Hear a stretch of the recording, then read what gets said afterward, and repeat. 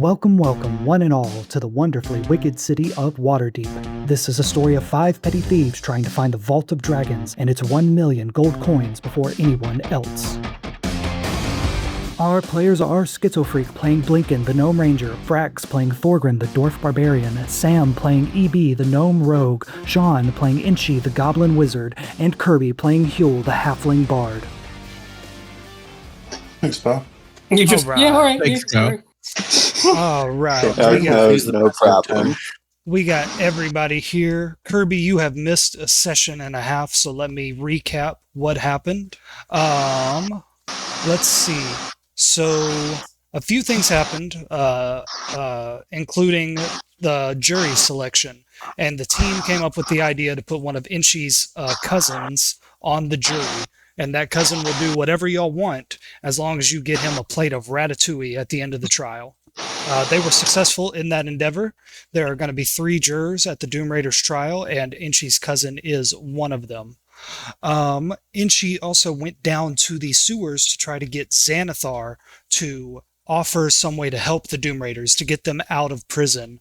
Xanathar seemed like he would at first, and then he found out that the Doom Raiders... Inchi told him that the Doom Raiders have made deals with Avi. Xanathar revealed that he has also made deals with Avi, the used cart salesman, and he won't interfere with the trial because he's afraid of breaching some kind of contract he has with Avi.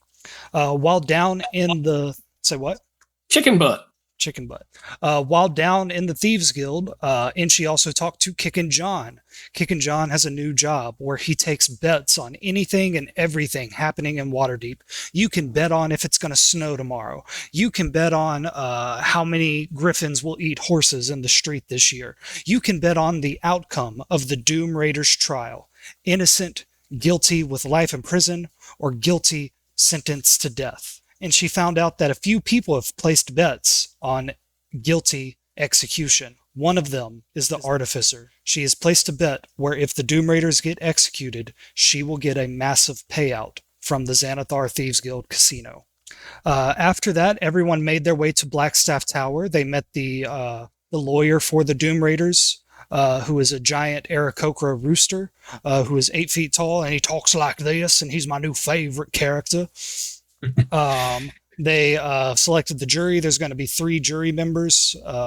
And then they were going to escort the Doom Raiders to the courthouse at the Palace of Waterdeep. But while they were escorting the Doom Raiders, a mob attacked the caravan the Doom Raiders were in. It was a mob made up of the Doom Raiders fans. Their fanboys, their fangirls, and their stans that have traveled from all over Faerun to protest their innocence at this trial. They tried to keep everything non-lethal for as long as possible, but the fans just kept attacking and attacking with these strange magics that stem from their vocal cords. Eventually, a few of the fans died. Some of them were incapacitated, and some of them ran away.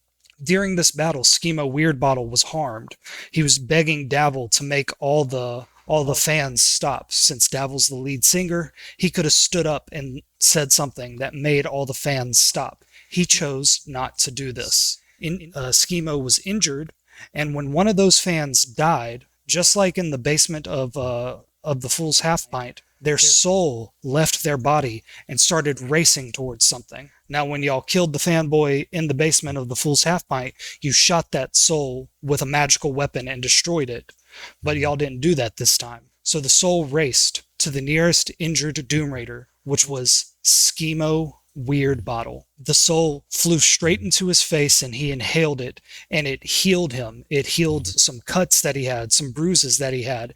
And he started to put the pieces together, realizing that Davil had made some kind of deal with Avi that allows them to use their fans as a power source. Schema was unaware of this deal, and he is now completely convinced that his family is wicked, and something has to be done about them. That was a matter of chance. He rolled a bunch of charisma checks to try to get Davil's help, and he failed all of them. If he had succeeded, Davil would have helped out, and Schema would have been on the fence about his family for a few more sessions. But as it turns out, that didn't happen, so Schema is now fully on your side. I'm going to change something. I've said that the trial is going to be taking place at the Palace of Waterdeep. I now want it to take place inside the Waterdeep prison. Canonically, we're going to say that it was moved to the prison for security purposes. Okay. That's bullshit, DM. That's bullshit. That's bullshit. Everyone's got to call Nope, that bullshit. checks out. Hold on. I'm giving a narrative Hold on. reason. Well, before that, does this benefit us and does this benefit me in any way? Yes, you could make a few criminal contacts in the prison. You could steal a bunch of prison guards' armor and weapons. There's a few things going on inside the prison, including Prisoner 13. The architect of the Vault of Dragons is held there for some reason. Y'all were told this by one of the golden keys from the Golden Vault. Sam, I withdraw shit objection. Sam, every once in a while in this campaign, the characters have been sent on heist missions from this mysterious organization called the Golden Keys. They get a key. Whenever they insert that key into a music box, it plays a little voice memo that describes to them some heist they need to do to help the people of Waterdeep. So far, one of those heists was breaking into a museum and stealing a gemstone that turned out to be the egg of an eldritch horror and containing it before it hatched. The other one was stealing the golden lute that Elzerna plays sometimes. That had been stolen from the Doom Raiders by the Castellanters. If you want more information on that, I can expand on it. But does anybody else have any more questions? How is our tunnel to the prison going?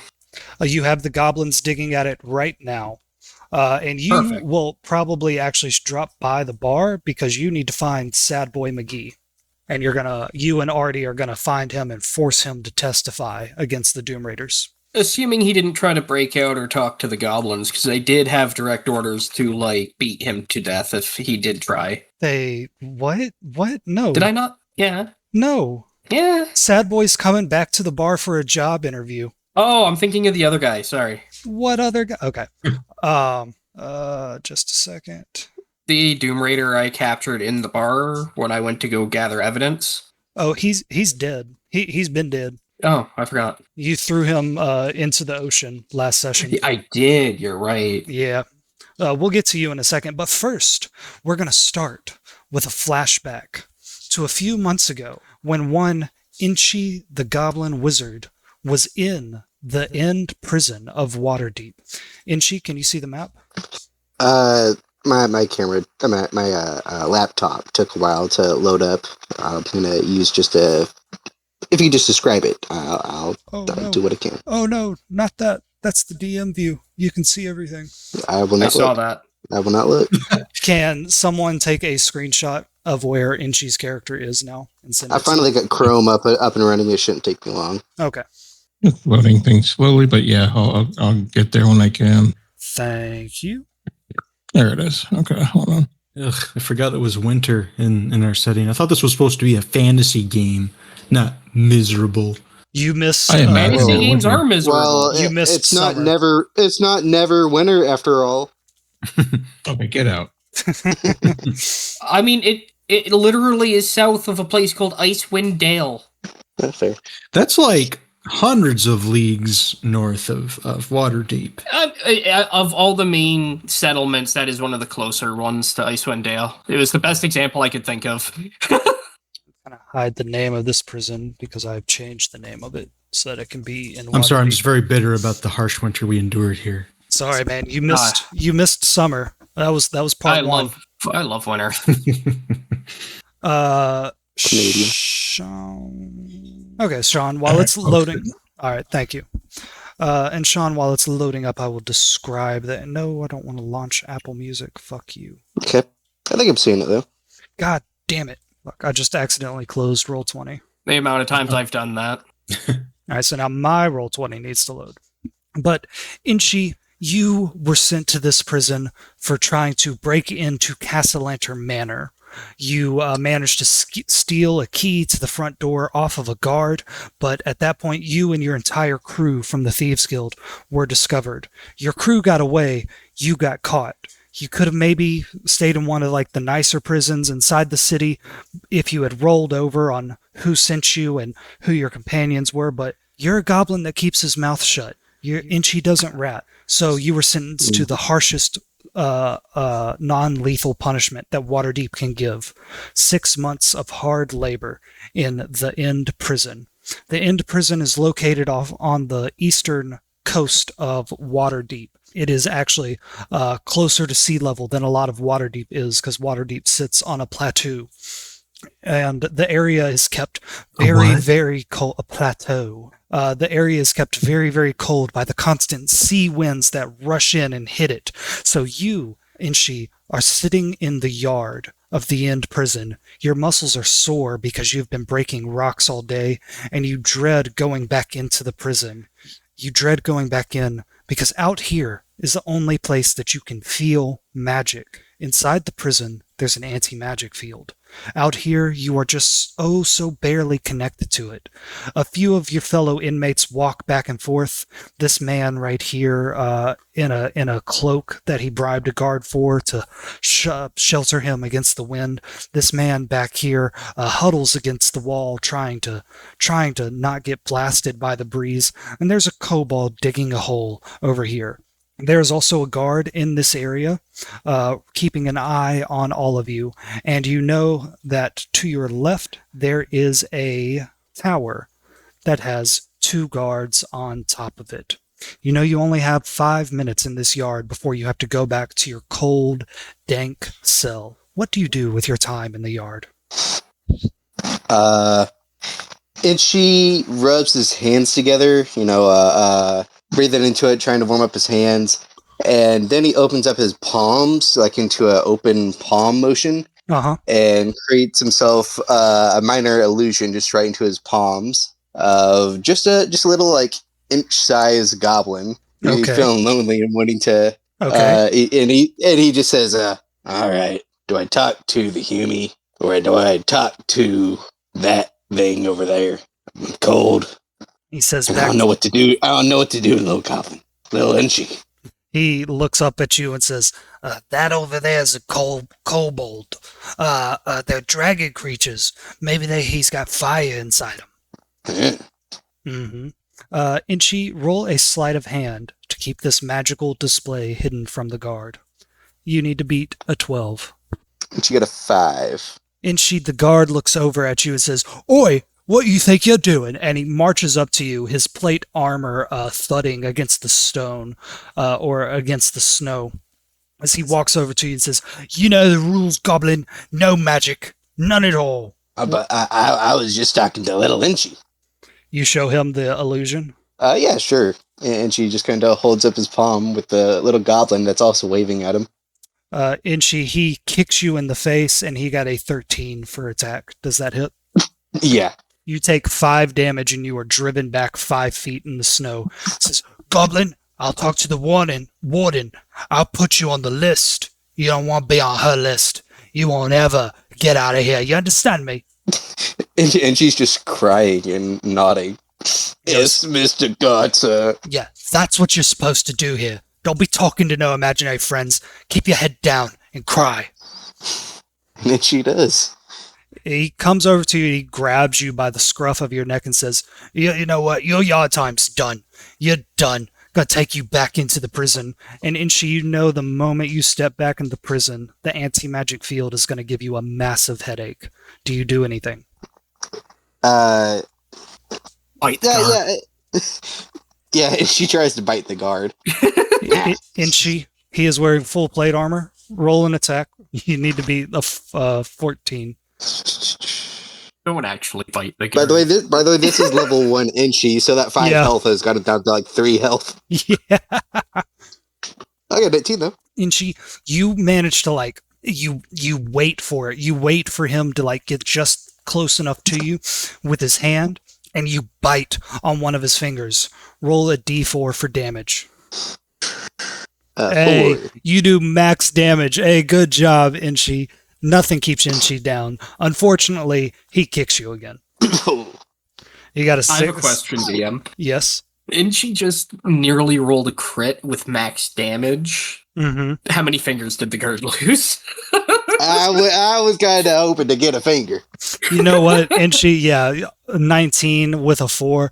Yeah, you like bite down through like the rusty chainmail that this guy had and like his shitty padded leather gloves, and you bite through it and he rears back. He goes, ah! And the white snow that's around you gets covered in blood as he grips his hand. The kobold turns around and like a rock drops from his mouth in shock. The two humans behind you like cheer and clap.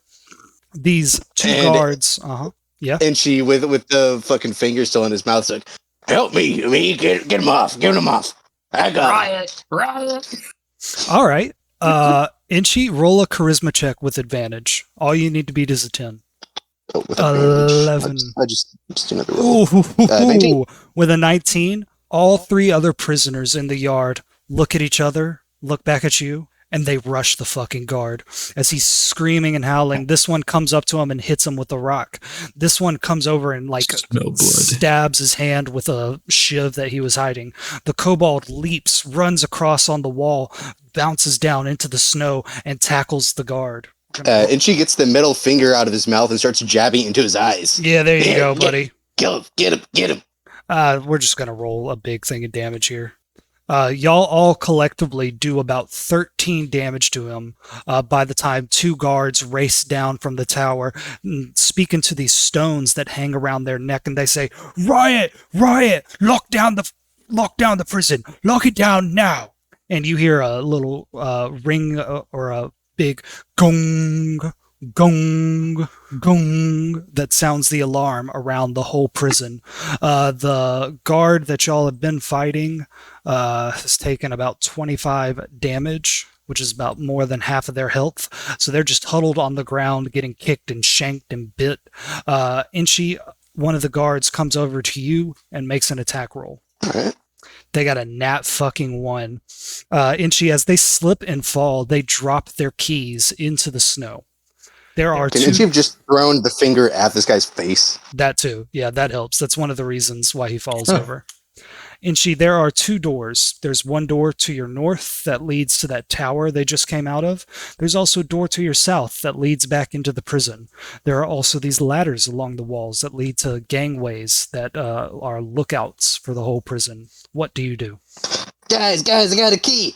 I'm going this way. And she is going to go, I think you said south to the left? Yes. You slide the key in there and you unlock the door and you push it open and you are heading into the prison. And Inchi, the first thing you feel is that dreaded headache. 3 unharmonious tones strike your ears and seem to vibrate your very bones. You are disoriented for a second as this discordant harmony plays in your head. A guard described to you how this works once.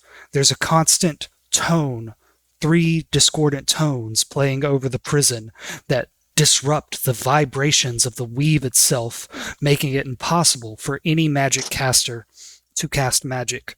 It gave you a splitting headache your first 3 days here, which is because you were cut off from magic. Your entire life you had been attuned to magic, but you didn't really know it that well until you had it taken away from you. Let me reveal this area. And she got turned around. He did not mean to go into the prison, and he just looks around and goes, oh, wait a minute. But as you're turned around, you can kind of see more of the prison. You got hallway going to your left or north and south. What do you do? Shit. And she starts going north. You should be able to control your token, All right. and this map is to scale, so you could move to about right there. Shit, we need to get through first. Yeah. Inchi, you run down this hallway and the heavy iron door clicks shut behind you with a solid echoing thud that feels entirely permanent. Instantly, the roaring, violent fury of the wind is cut off and replaced by artificial, suffocating stillness. You are in the area that you know as the Hexagon, and while those alarms bells still sound, it seems that no one has found you yet. Let me reveal more of the prison to you. And she's licking off the blood from his face from the guard. He's hungry. He's tasted blood. I just figured they've been starving him too. I was actually gonna give you food for good behavior. Inchi, you can keep running to the west, which leads to more of this hallway. You can go south, which is down into the area where the prison cells are, including your prison cell. There's also this locked door right here. What do you do? Let's see. There's a locked door like right in front of me. Yep, about 15 feet in front of you. Yes, sir. Can you see these locked door icons? I cannot. Oh, okay, well, there's a locked door right here. Gotcha. Assume, Oh, wait, hold on. There's a locked door on the opposite side or in my way? Because I thought it was in my way. No, it's not in your way. You have Gotcha. a hallway. You can keep going straight. You can go to the south, or you can go north through the locked door. That makes more sense. And she does glance at the door, but I think he's just in panic mode and he just keeps running down this hallway. And he doesn't want to go back to where he can assume there's more guards over at his prison block. He's trying Yeah. to find some way of escape. Yeah. You know that you are in an area called the Hexagon. You've never seen all of it, but apparently the main feature of the prison is in the center of the tower is just all prison cells that face each other, like a panopticon. Hexagon, 6 exits. I gotta find one. Inchi can't read, but he knows what a pentagon is. Yeah, he likes Hey, numbers. hey, Alcy was a decent teacher, not a great teacher, okay? All right, Inchi, ahead of you, there's more hallway. As you run along, there's a door that's locked right here and a door that's locked right here. What do you do? I think at this first one, he'll at least stop to try to jiggle it, look inside or whatever. You still have the keys. Okay, and she first still tries to jiggle it, and he says, "Oh, I got keys." You unlock this door and you step in, and I need to get rid of the tokens that are here because that's later. And you step into the prison hearing room where prisoners can come and plead their case for parole or certain special privileges or things like that. This is actually a separate thing. I'm going to upload an image into Discord of what this map looks like. Oh, no. Okay. Just a moment. See, I think about this time, Huel would have been on his way from the south of the Sword Coast, making his journey up to Waterdeep. So would have Thorgrin, and Blinken would be at his job at a guild house right about now. And EB, what would you have been doing on a normal day in Waterdeep before you started this crazy adventure? You mean before I met all these guys? Yeah. Strolling around, observing people, looking for contacts, looking for opportunities to make money, to make contacts, things like that. Nice. Okay. So, Inchi, that room I uploaded to Discord, that is this room right here. It looks a little bit different because I need it to be a courtroom later. Is there anyone inside? There's no one inside right now. There's a door all the way across. At the top of that map, you'll see a door, and then there's a wooden door right here. And for some reason, this entire room smells like shit. And she does not notice that at all Okay. because he's Enchi. Mm-hmm. So he starts running down the aisle. Is there anything to grab, like a pencil, a mug, anything to improvise as some sort of emergency weapon? Yeah, there would be a pin or something, like a discarded quill. If Enchi can find 2 of them, Enchi would scoop both of those up in like either hand. Yeah, sure. And he runs up to the desk at the far end. I assume that's the far end. Yes. And he starts scouring through it like, I need to find my book. My book will have an answer. Fake magic to get rid of the magic field. There are some reports in here of crimes in Waterdeep, various criminals. You recognize that every single time there's a name on these documents, it has been scratched out and replaced with Prisoner 1, Prisoner 5, Prisoner 20. No one has names here. You're just prisoner and number. What's my number? Damn it. You are Prisoner 12. Oh, there's that Prisoner 11 guy. He's annoying. Who's 13? And she just says, screw this. And he wants to go through that door behind the desk. That's great, Inchi. You unlock that door, you open it up, and you come face to face with 2 guards that just came down from the tower. because that's what this ladder right here leads to. It leads up to the guard Mhm. tower where they can look at everything. When they heard the alarms, these guards raced down the ladder, and they were just about to come through that door when you open it. They are surprised. They were not expecting you. What do you do? And she stops, waves, and then tries to slam the door back shut. All right. I am just going to kind of take control of the narrative here. Roll a All right. strength check just to see how well you did in this fight. 18. 18. Inchi, you put up such a valiant effort, man. Like, really, you find all the little cracks in their armor, the little, like, slits in their faceplate, the areas, like, between their fingers where their leather armor isn't as strong, and you just shove those quills in there, and you poke and prod them so much that this doorway just becomes covered in blood at the bottom. But eventually, one of them grabs your head and just slams it against the wall, and then kicks your head again, bouncing you back off the wall, and you fall over to the ground, dazed. They pick you up, and they say, "We got prisoner 12. Prisoner 12's under control. We will escort him back to his cell." Prisoner 13 made me to it. Or maybe 11. "Oh, you know you're not supposed to be talking to prisoner 13, and they, like, bash your head on the wall again, and you black out a little bit. Inchi, you don't see the rest of this prison because you're blacked out as they take you over to your cell. Oop. A few hours later, you come to, and you see the familiar sight of your cell, and it is dreary. It is dreadful. The sewers are nicer than this place by far. And you can see out of your cell just a little bit to the area of the hexagon that you are able to see. I guess, and she just gets up, goes over to the bars, like, grips him, and then just has his forehead against one of the bars. You're trying to cool your splitting headache by setting it on one of these cool bars. And as you're doing that, you notice something strange. Someone who isn't a prisoner and someone who isn't a guard runs up to the cell next to yours, to where prisoner 13 stays. And they go, "Oi, ma'am, I got it. What am I supposed to do now?" And you hear a voice say, "Hand it over to me and be on your fucking way." You hear a woman step towards these bars. She takes a piece of paper from this interloper, who then disappears back into the shadows. And she And she would like to try to call after her. Hey, give me some garbage, please. Anything, garbage, trash. the interloper runs off, paying you no mind. But you hear, "Oi, I've got a few chicken bones with some meat still on them if you want it." Give me, please. Give You me. look over towards the cell of prisoner 13, someone who has never spoken to you before, someone who no one in this prison talks about. And you can see reaching through her bars are very thick, stout, muscly dwarf arms that are covered in a series of interconnected tattoos.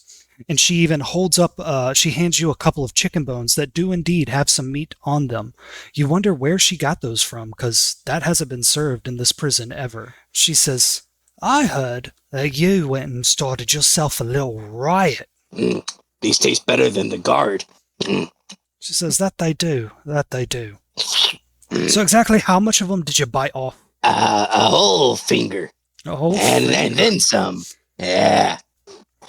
Well, prisoner 12, I guess being next to you makes this place a little bit less morbid. Name's prisoner 13. If you need anything in here or out of these walls, I'm your gal. Alright. Well, I'm prisoner 12, apparently.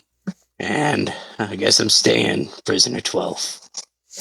And she holds up a cracked bit of a mirror that allows you to see her face and her to see your face. She is a short dwarven woman with a broken nose and bright red hair, tattoos covering not only her arms but her hands and her face. And she smiles and says, "Oi, I'm never getting out of here, but I don't never want to leave." And with that, we are going to go back to present day. And she's scratching his butt in the present day. In the present day, y'all are in some random alley in Waterdeep. Inchi is scratching his butt. He sniffs it. Inchi, is it a good smell? Yeah, he likes it. Yeah. Oh, okay. Yeah, and then she Is it a smiles. good smell? And she smiles, and he looks up at the sun on this bright winter day, and 5 feet away, Schema Weirdbottle is crying, saying, "They're wicked. aren't they? We have to do something. What are we gonna do? He is in shock because he knows that his family has made some kind of sick, twisted deal with Avi. Standing around him are E.B., Elzerna, Blinken, Silas Sterling, and Featherstone, his lawyer. And I need to put Huel's token here. So we are picking up right where we left off last session, after the fight with the Doom Raiders fans and after Schemo realized his family was evil. Elzerna is trying to comfort him because she has gone through something similar herself with her family. Does anybody else say anything to the crying Schemo? Nope. That's on Um, purpose. It's sort of like not quite and I told you so, but I'm not gonna comfort him over this. He can let it sink in. And she's just looking to Blinken and shrugging, knowing him's the talky guy. I don't know if the party can hear me from where I am, but I'm yelling, I knew they were evil. I told you. They're demon worshippers. I'm going off. You, even though he's like fully 100 feet away from you, Thorgrim, you hear Silas yell back, allegedly. He's a pro. We have witnesses. I'm going to look Alleged at my witnesses. I'm going to stab that chicken. Alleged witnesses. Silas says, "My gods, this is gonna destroy the whole trial. They're gonna really push for the execution sentence now. Schemo, we gotta go." And Schemo says, "No, I'm not going with you, man. Like, fuck Davil, fuck Istrid, fuck Zaraj. Just keep them from getting executed, man. I don't fucking care anymore, and I'm not paying you anymore." And Silas says, "Nah, boy, you can't be doing that. I'm not getting paid by any of you individually. I'm getting paid by the Doom Raider brand. So I still represent you, and I advise you to keep your fucking mouth shut. Until then, I'm going to figure out how to save your family." And Featherstone says, "And I'll stay with him." Schema says, "No, you won't. I'm not paying you for services anymore." And Silas says, "Good girl, Featherstone. Keep him out of trouble." And Silas Sterling runs off. So y'all are alone now with Schemo and Featherstone. If you want to be really alone with him, got to find some way to ditch his lawyer. Throw some cornmeal on the ground. Thorgrim, you are not over here. Actually, Just you know what? casually I'm walk gonna around. retcon the very end where you got on Beaksley with the artificer. She's I'm gonna say she's busy arresting all these fanboys and fangirls over here so that you can talk with the group. Okay. Oh, sure. I forgot why I was going with her anyways. You were gonna show her where all the dead bodies were by the docks. Go to the docks. They're floaters. Okay. We'll get back to that in a second. Let me use the bathroom. I'll be right back. I'm going to quickly run out for a smoke. At me when Mike gets back. Roger, Roger. I might do the same. Help me get in character. My PhDs. yeah, you need to wake up / sleep. I don't know what you're doing. I'm waking up, bro. I'm waking up. And she was rolling good. I was hoping if I can break myself out of jail, if I can break that timeline. I was hoping to. I was gonna say, like, could I use inspiration somehow? But there's no way. Like, I wasn't there. I mean, I was rolling 18s, 19s. I had that shit. But Credit no, that guy. DM had to railroad my escape. Yeah, that's like the cutscene in the game when you're like beating him up, beating the boss, and it just takes you away. It's like fucking Kai Lang in Mass Effect 3, super easy to beat, but the game makes you lose to him. Yeah, sure that. All right, I won't be long as Brax. You don't have to add me. I'll be like 2 seconds. Alright. Is everyone ready? Believe some of the other guys are on smoke break, but they'll be back soon. Oh, I could go for a smoke break. I thought you quit, or did you? I smoke Black and Milds now every once in a while when I get the hankering for smoking. The hankering. Yeah. But yes, I have quit cigarettes and vaping. I now rely on nicotine pills to get my kicks. Nice. And I'm slowly weaning myself off of that. Nice, man. Good for you. Thank you very much. I try, kind of. Sounds very tough. It sucks. No one is more persecuted than I. But thank you, sir. That means a lot. No one on earth. It sucks. It genuinely does suck. Not as Well, yeah. bad as some things other people go through, though. No, but I mean, It's a literal chemical addiction. Like Yeah. it's like, it's harder than like losing weight or something, which is hard, but Hmm. Oh man, you better delete this part from the podcast. I may ruffle some feathers. I know no one listens, but sorry. Thanks. Hey, maybe someday someone will. Well, one of these I don't videos got over 100 views once. Nice. What Small podcast? time viral. Our podcast. I'm back. What podcast? What is it called? Okay, for some reason, Wicked City, the last one that I uploaded has 340 views. I don't know how that happened. Oh, Wait, you're Oh. uploading this as a podcast? The edits that I Oh. upload. Mm. Is it To just called YouTube. This Is a Podcast? No, the things that I post in the chat. that's impressive because the titles of the videos are just like 43 rough or Yeah, it's yeah. like, I need to fix that. I mean, I watch a good bit of the Audience, I guess. videos. I've shared them a couple times. Yeah. I told myself I was going to like actually put the theme song back on them and like do an editing pass on them, but I'm too lazy for that. So I need to just actually name them. Okay. I think everybody's back, right? Kirby? Kirby was also in Smoke Break. Holy shit, yeah, 48 Rough has 340 views? Mm-hmm.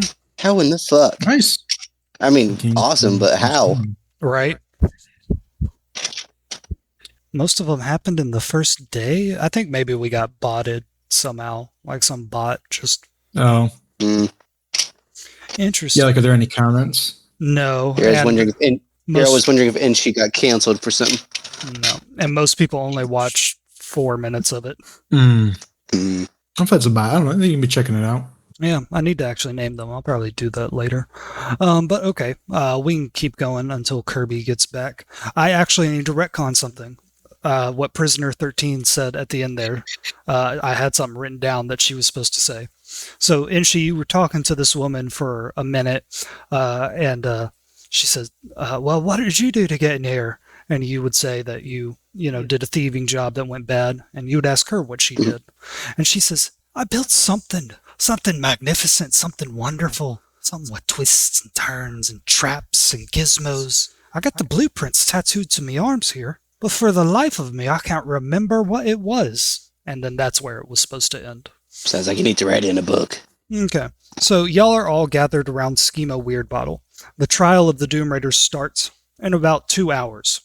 Y'all know that y'all have to do some things to make some evidence so that they don't get released from prison, because if y'all don't make any evidence, there's not going to be enough evidence to hold them.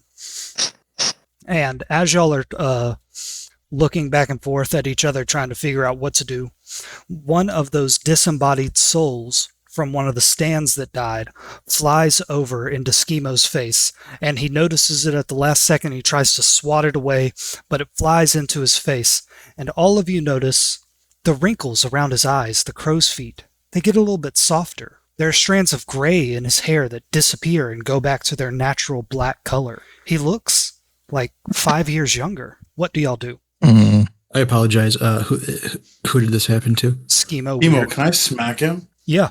Oh, Schemo. Not like a crazy hard smack, just Yeah. like a little, Yeah, Kirby, this is the alleyway in which the fight against the fans happened. About 4 of them died. Okay, so you walk up to Schemo and you're going to slap him? They died doing what they love. Yeah, poor fans. Did Thorgrim kill them all? Yeah. Do I have a paper and quill by any chance? You should, somewhere in your briefcase of holding. Cool. I'm gonna dig in through there, pull one out, and start documenting what I just witnessed. Okay. The So- witchcraft that just healed Schemo. Because, yeah. Well, we don't know what it is. So, But Huel, yeah, Huel, you're going to smack Schemo in the face. I mean, you'll say he looks 5 years younger. I'm assuming he's just like possessed. He's still like crying and looks confused, but yes, he does look 5 years younger. I'm gonna smack him in the face, then ask him if he's possessed. He goes, ow, no, man, Jesus, or God's above.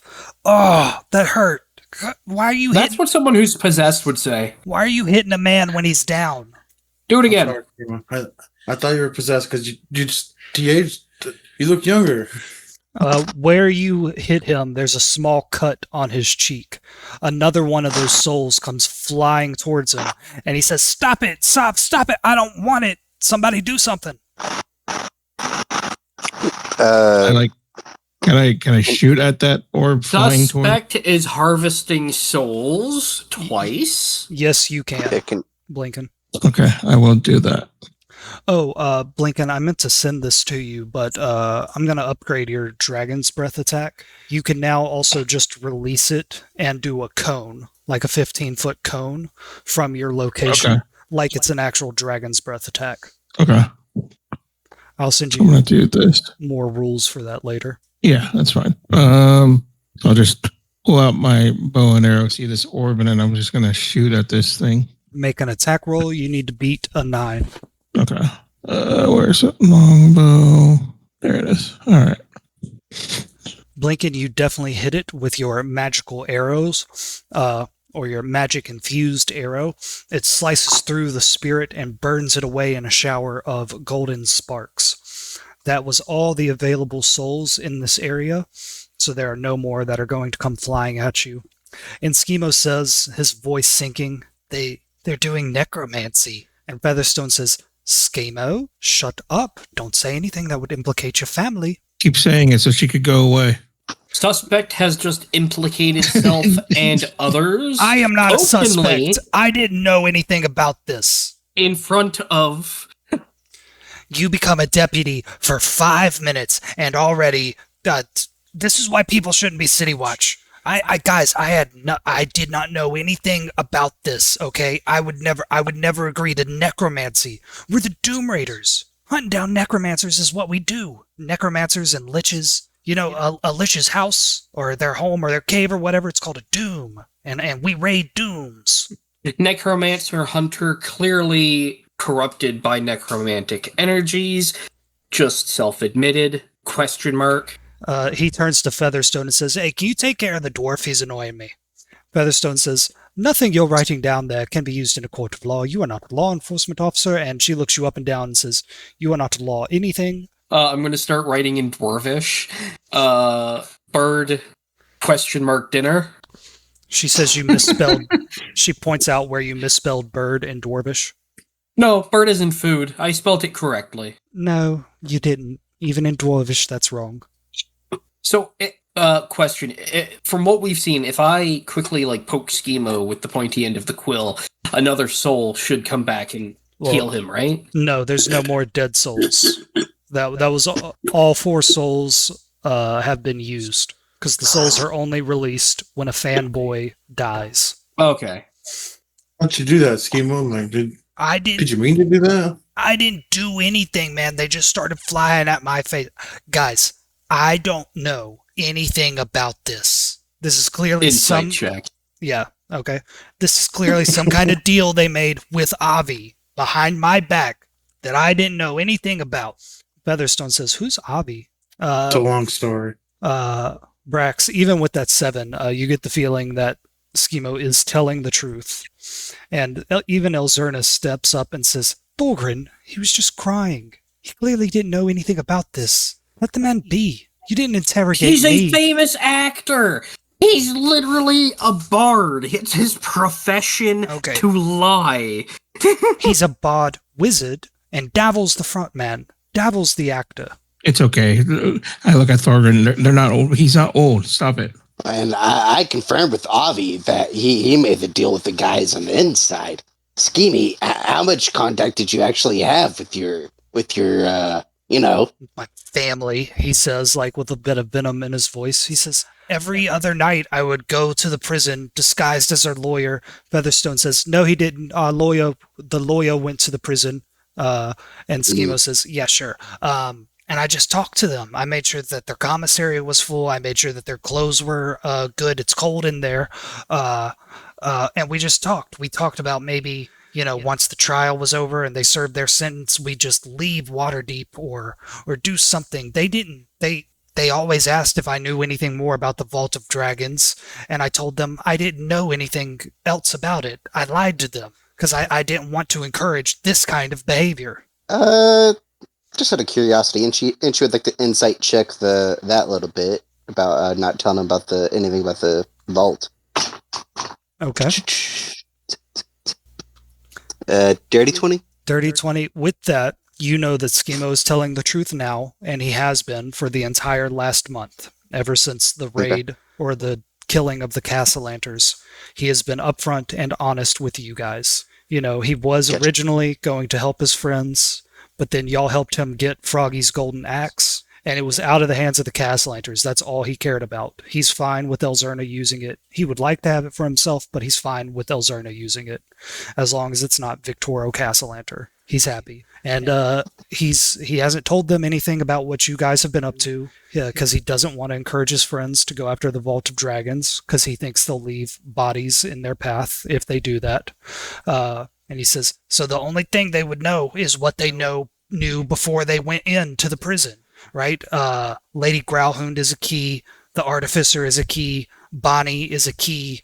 And Featherstone says, what are all of you talking about? I can't. And Evie, looking at this Aarakocra owl, she has the same look of confusion that you've had for like the past week before your friends removed the curse on you.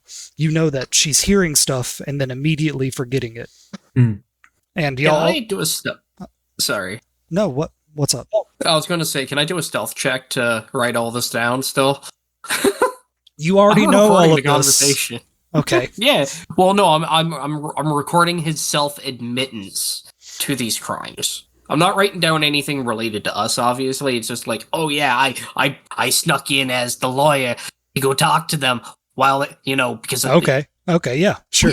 like his self-admitted sneaking in as lawyer, shit like that. Yeah, you can do that. 21. You are able to do that. And, Schema says, so what are we gonna do? They're clearly trying something. They're probably gonna try to break out before this trial is over.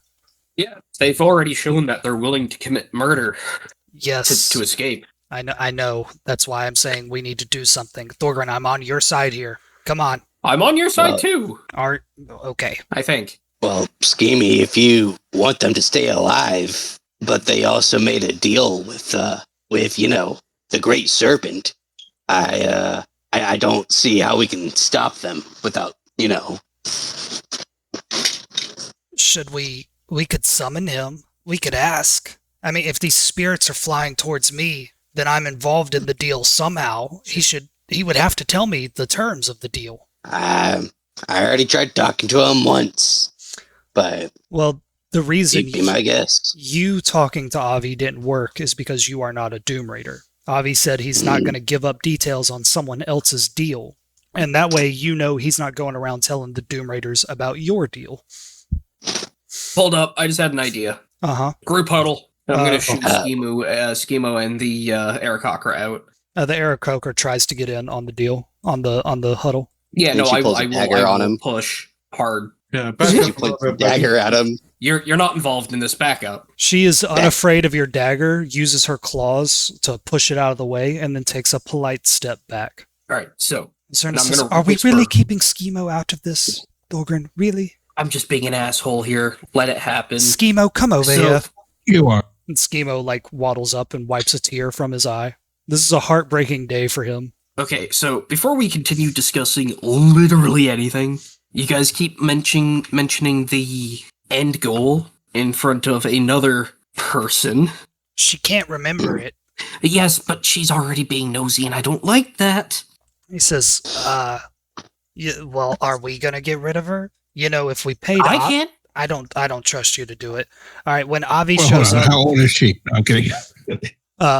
he says, we've paid Avi to just teleport people, outside the city walls before. It cost us 15 gold. Y'all want to do that? 15 Wait, who are we gold. teleporting? Featherstone. Oh, the Aarakocra? Mm-hmm. Mhm. No, Do they we can need fly to back in no be- time. No, what we want to do is teleport her to the Underdark or something. Get her the fuck out of here. Do we need to keep making deals, though? Well, I don't want to make a deal either. That's why I said I could do it. Mm. Do Yeah, we want to just send her throw- that far away, though? Well, yeah, just throw her in the hole in the yawning portal. I'm trying to think of it a way that does not involve murder. Sending her to the Underdark is pretty much murder. Well, I didn't something say else, she had to but be deep in it. Could be right at the entrance. something else can murder her down there. We just throw her down If we and don't sent her let to her the back other up. side of the city, she could have just appeared in front of someone getting stabbed.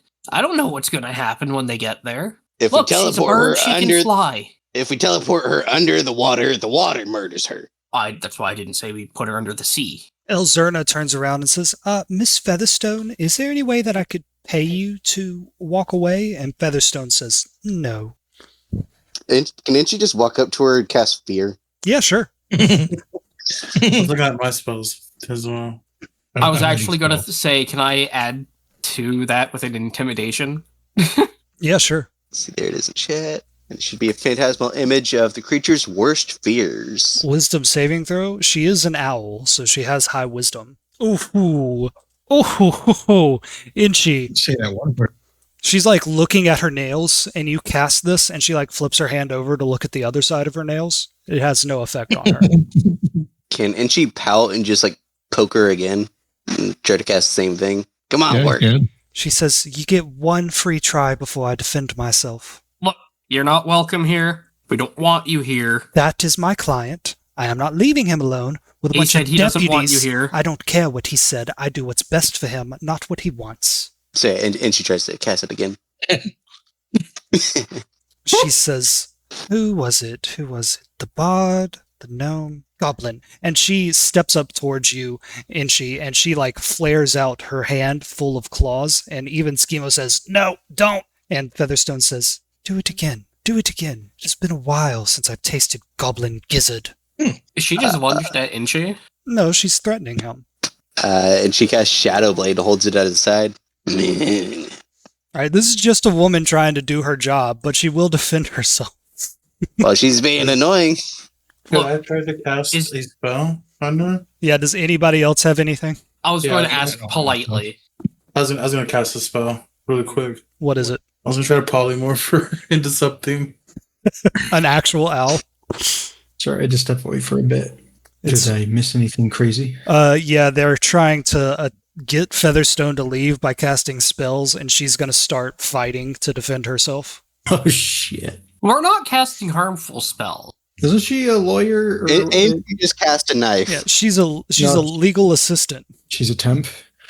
Yeah, she's not even a lawyer. Assistant, like with like quotes around She- it. Like she was able to fully grapple Schemo and drag him away. She seems like she is not afraid of combat at all. Oh, She's okay. a legal aid who took martial arts class.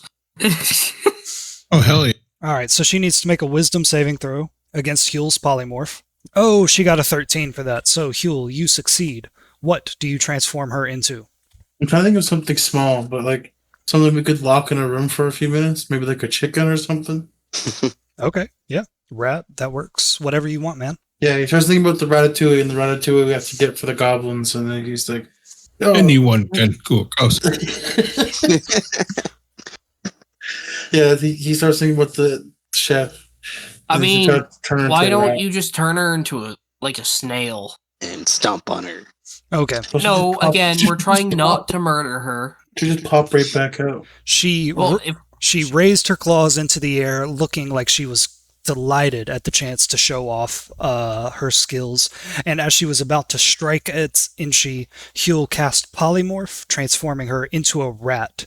Her like clothes like all fall down, and then just hanging in the air is a little rat that now looks very pompous and like she feels superior to you. And then she falls to the ground. What do y'all do? I scoop the rat up very quickly into my old coin pouch, Okay. and I'm just holding the bag with the rat lawyer bird in it. Yeah, I'll scoop up like all the clothes, just like stuff it in the top of the bag so it doesn't try to get away. There you go. That works. Okay. Huel, as long as you concentrate on that, that will last for up to 1 hour. Here, I can post it in the. That work? There we go. Yeah, I think they can try to break out of it. This isn't combat. I'm not going to do that. She's good for an hour. You've taken care of her for an hour at least, or at most. So now y'all have the chance to talk freely and openly. And Schema says, "What are we gonna do? Should I call Avi here and we try to figure out what the deal was? Do we try to fabricate some evidence? I don't know what to do, guys. I really don't know what to do. I don't think Avi's going to tell us because he's clearly helping them with the intent of getting something out of it. So why would he ruin that chance unless we're going to offer him something greater? He might tell me, And I've offered. because the whatever deal they had clearly affects me. If I'm a part of the deal, he has to tell me what it is. I don't think he has to do anything. No, Avi is bound by rules, okay? He's not just allowed to do anything. In order to give something, he has to get something. He uses greed as a fuel for magic. Evil devil. It seems like he's making deals with every person in the city. I mean, if you want to summon him, but I'm taking this rat with Huel, and we're going to the pier, and we're going to let it loose. Okay, so you want to go with the artificer to the docks now to show her the bodies? Huel, would you like to come with me? Of course. Great. Perfect, because I need you with me to keep the spell up. Great.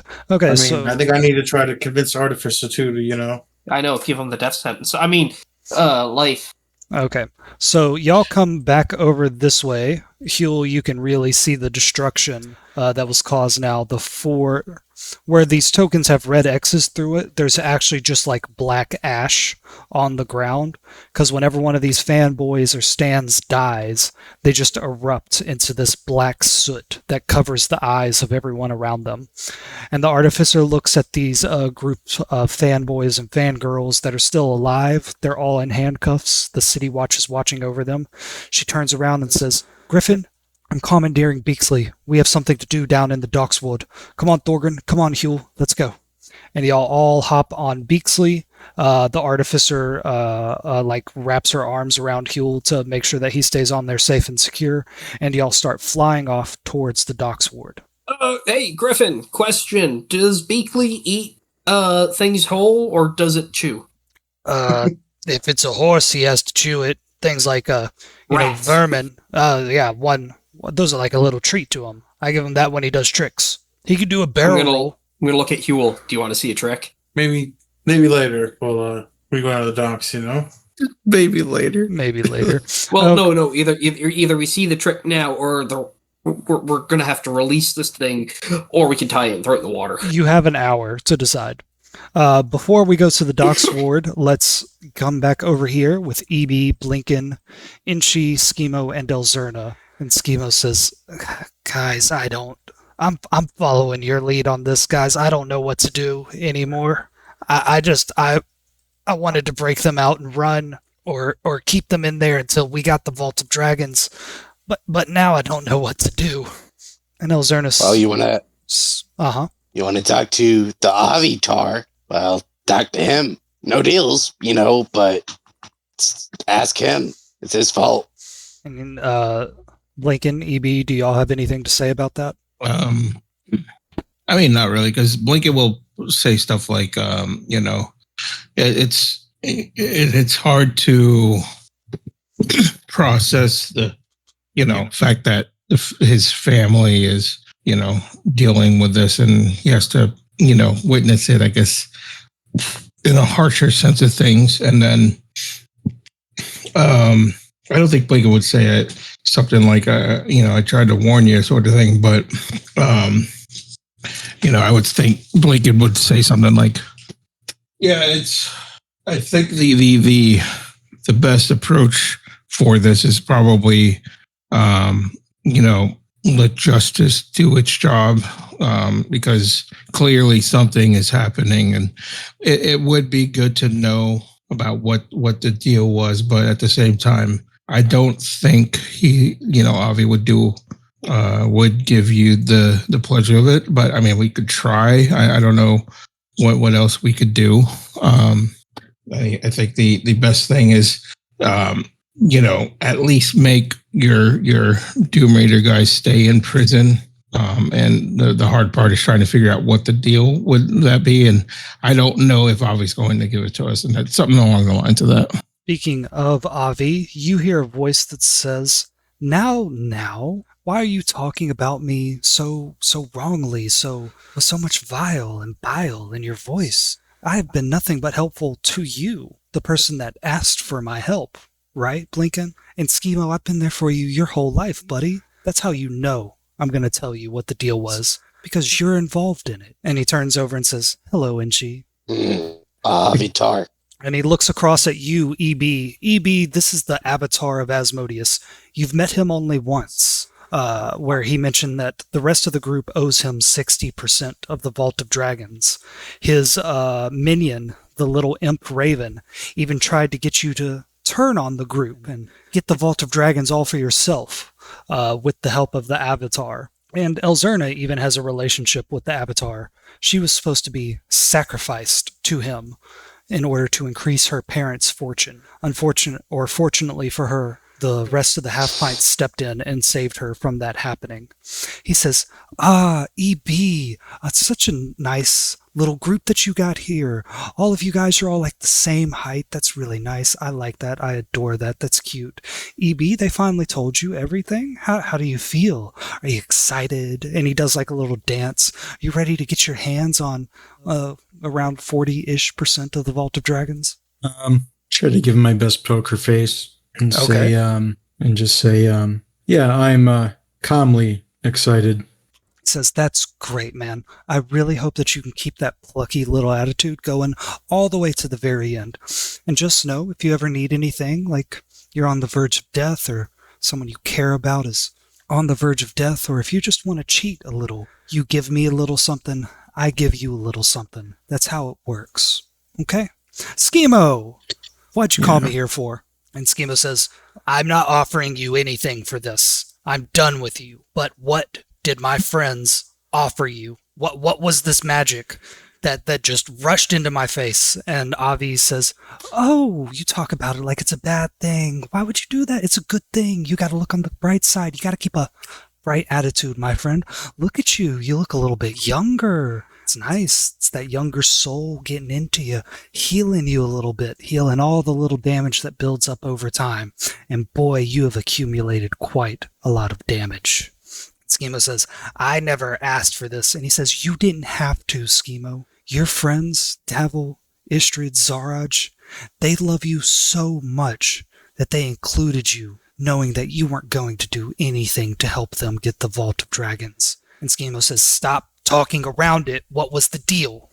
And Avi, he enjoys this moment so much. He looks at all of you and says, it's no longer just 50% to get Froggy's soul back. It's 100% for all of you. If any of the Doom Raiders die on their way to the Vault of Dragons, any Doom Raider can bring them back by giving me 100% of the vault. For that kind of loyalty, for that kind of promise, for the kind of greed that they shown, I made another deal with them. Any of their fans that loves them more than they love themselves can be used by any one of the Doom Raiders for eternal life. Schemo, that was Davil's idea. See, Davil doesn't want any of you to die. He loves all of you so much. He wants you all to be able to stay young forever, to go on tour forever, to be a family forever. And he gets down on one knee and he puts his hand on Schemo's shoulder,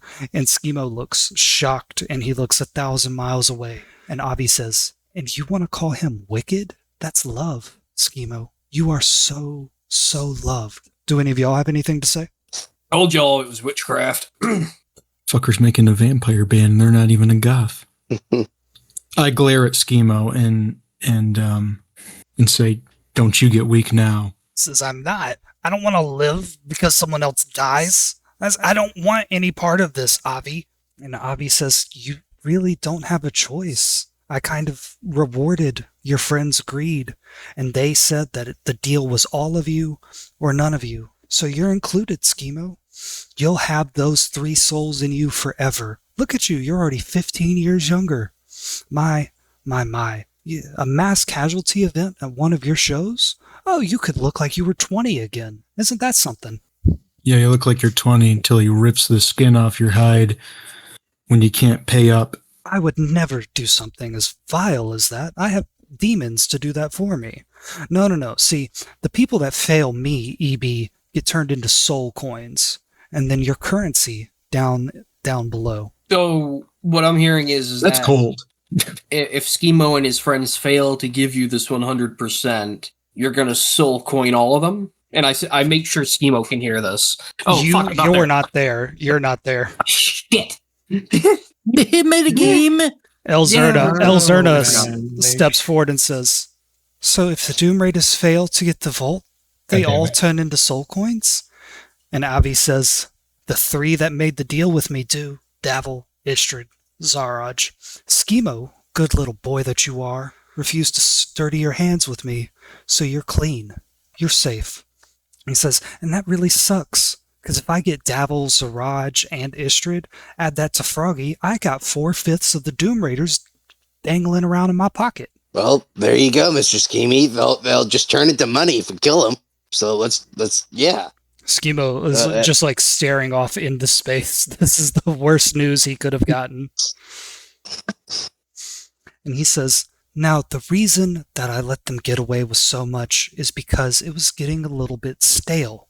Remember, it's a competition. You're supposed to go for the vault as hard as you can, and you can't even rip the heart out of the artificer or the teeth out of that bartender. You're not even brave enough to go after Lady Grauhund, that fucking traitor. If you don't get your shit together, the Doom Raiders or Xanathar are gonna beat you to it." And she flips him off. He smiles at you, Inchi, and he whips out this ruby red pipe, and he stuffs some tobacco in it, and he says, "Inchi, could you do me a favor and light a fire for me the way that you do for your boss all the time?" And she holds up another middle finger. "Oh, so you're only a good boy for the Xanathar. Unfortunate." Avi snaps his fingers, creating a flame, and he lights his own ruby red pipe. Says, Mhm. "Anything else? Would y'all like to know where prisoner 13 is in the end prison? I could help y'all get into the prison. We could put you undercover as cooks. You go complete your Oh. little mission, Oh, Mr. 13, how's he doing? Miss 13." And he says, "How do you... Oh, that's right. You were in the prison. Do you want to see your old friend again, Inchi? I could whip you right over there to that cell right now. All you got to do is promise me 50% of your cut." You got a fancy way to say, kiss my ass. I'm running out of ways to tell him. Hule's not And- here right now. He keeps that. Hules with Oh. me. Shit. Hey, Blinken, What? do you know, a fancy way to say kiss my ass? Because, Avi here's just not getting it. Yeah, here. Go back to the depths of hell, you stupid shit. Yeah. He says, "I literally can't do that."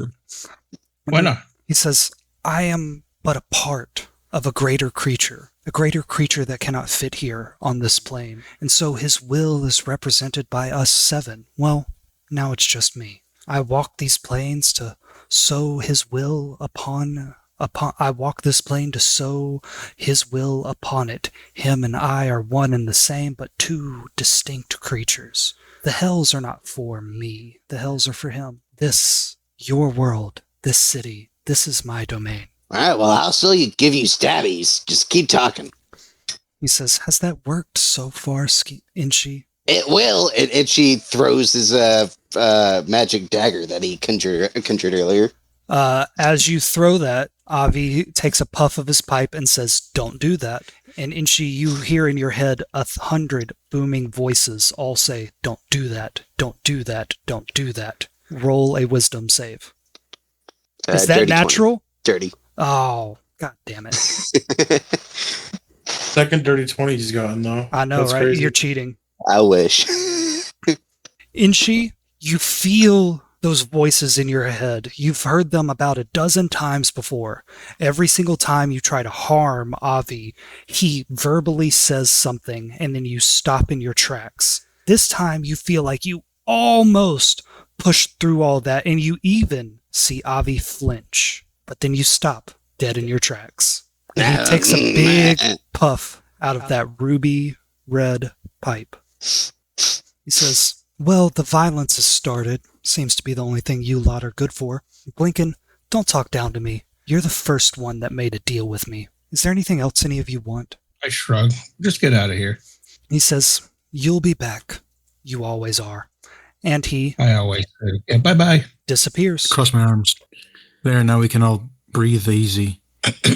You notice that he leaves behind like a pleasant cinnamon scent.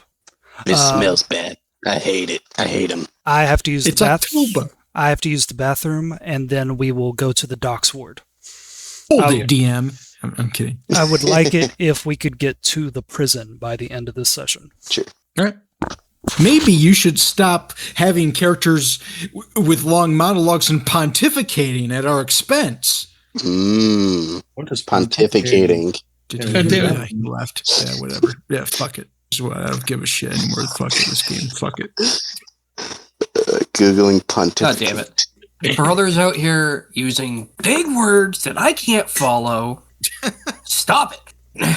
To express your opinions in a pompous, dogmatic, or arrogant way as if you are the absolute authority on the subject. Yeah, That's that cool word. describes the NPC to a T. And I didn't even think I was using it correctly. Very dogmatic. I want to Hey, snap Fraser. you, just What does saying. what does dogmatic mean? Hold up. That describes Frasier. Avatar, though. Frasier is all ego. Frasier is 50% heart, 50% ego. That's funny. That's what makes the show. Niles. I will stab him. I will. Toss salad and scrambled eggs. They're calling again. Don't get me riled up with Frasier. It's Friday night, Frasier. He's getting pumped Yeah. up. It's Friday Night Frasier fever. I'm losing my fucking gourd. So what I'm hearing is that we're all collectively agreeing that we want to mug Avi at some point. No, I don't want to Wait, fucking mug ransacked the by Lord of the Hell. devil. Yeah. No. We're going to not summon saying him good one argue. time, right? Mug him. No, I like how it's just mug him. Like beat him up for his pocket change. Yeah. We're gonna fight the Lord of Hell to get 1075. In soul coins. That's the key part. You know, I didn't think about that. You're onto something. He does have quite a Like- lot of soul coins. Actually, he's stocked Oh up a shit, bunch. Mike's back. Oh, were y'all secret planning? Quick, Inchi, bite him. I can step away for like 5 minutes. No. Come here, DM. Ah. To think that we have a plan. Yeah, it's called Get Him. Eventually we will. Remember, the only reason Avi is even an obstacle to you now is because y'all promised him 60% of the vault. I did not force you to do that.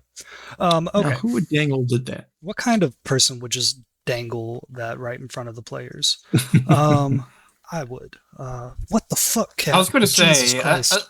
any DM? Okay, so going over to the docks ward. Huel, are you here? Oh, no. Yes, you are. No, I'm here. All right. Y'all are soaring over the city of Waterdeep on the back of Beaksley the Griffin. It is interesting to see the city from this perspective.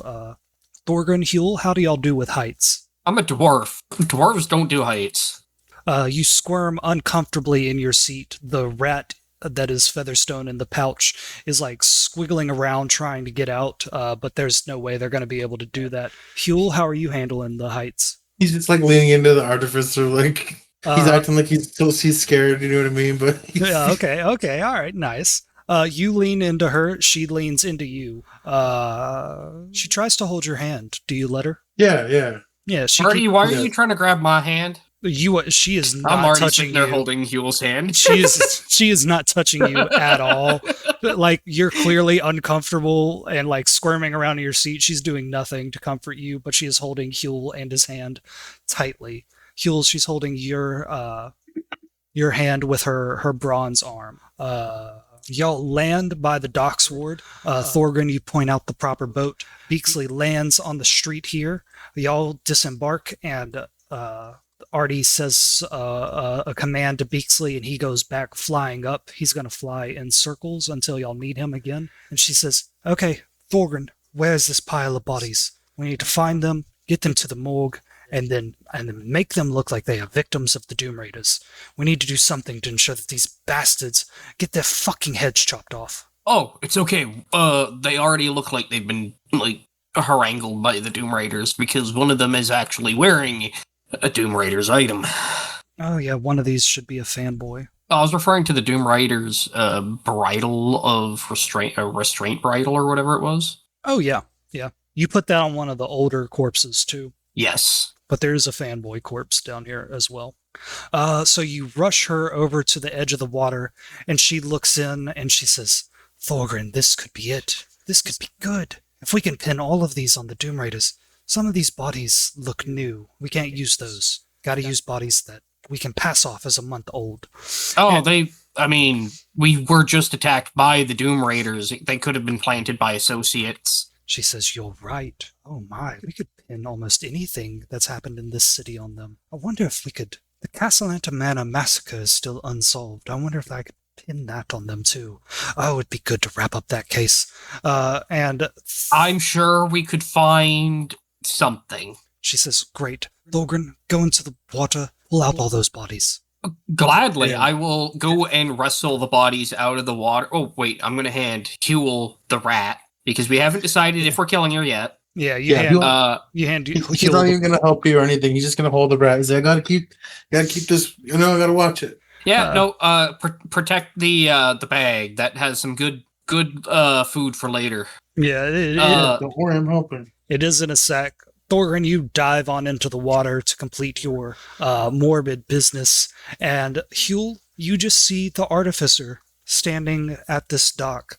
Her face is concentrated. She's clearly thinking very hard. She has those dark circles under her eyes, and her hair is a mess. You know that it's been a whole month since she's been functioning properly. She needs the moon dance in order to work properly with her bronze arm. You also know that you're trying to find some Corvalite to replace her bismuth heart, but that if you do that, she'll look like this all the time. Weak, with it hard to think, hard to move. And you know that if you don't do anything, someone, the Doom Raiders, Xanathar, maybe even one of your friends, is going to Thorgrim. is going to try to take that bismuth heart for themselves. You know, you She know, just gets those sprinkles under her eyes so she looks like an old lady. So he just wants to murder her. you I'm kidding. look at this woman and you have seen her try very hard to do things the right way, put a lot of effort into doing things the wrong way. You know that she has placed a bet on the Doom Raiders getting executed, and you know that she's in the process of manufacturing evidence. What do you think of her as you look at her right now? He's very conflicted. His head's tilted to the side a little bit. He's like not even paying attention to Thorgrim lifting the bodies out or anything. But he's trying to think of like a way to make it all work out. Mm-hmm. Do you say anything to her? We're seeing.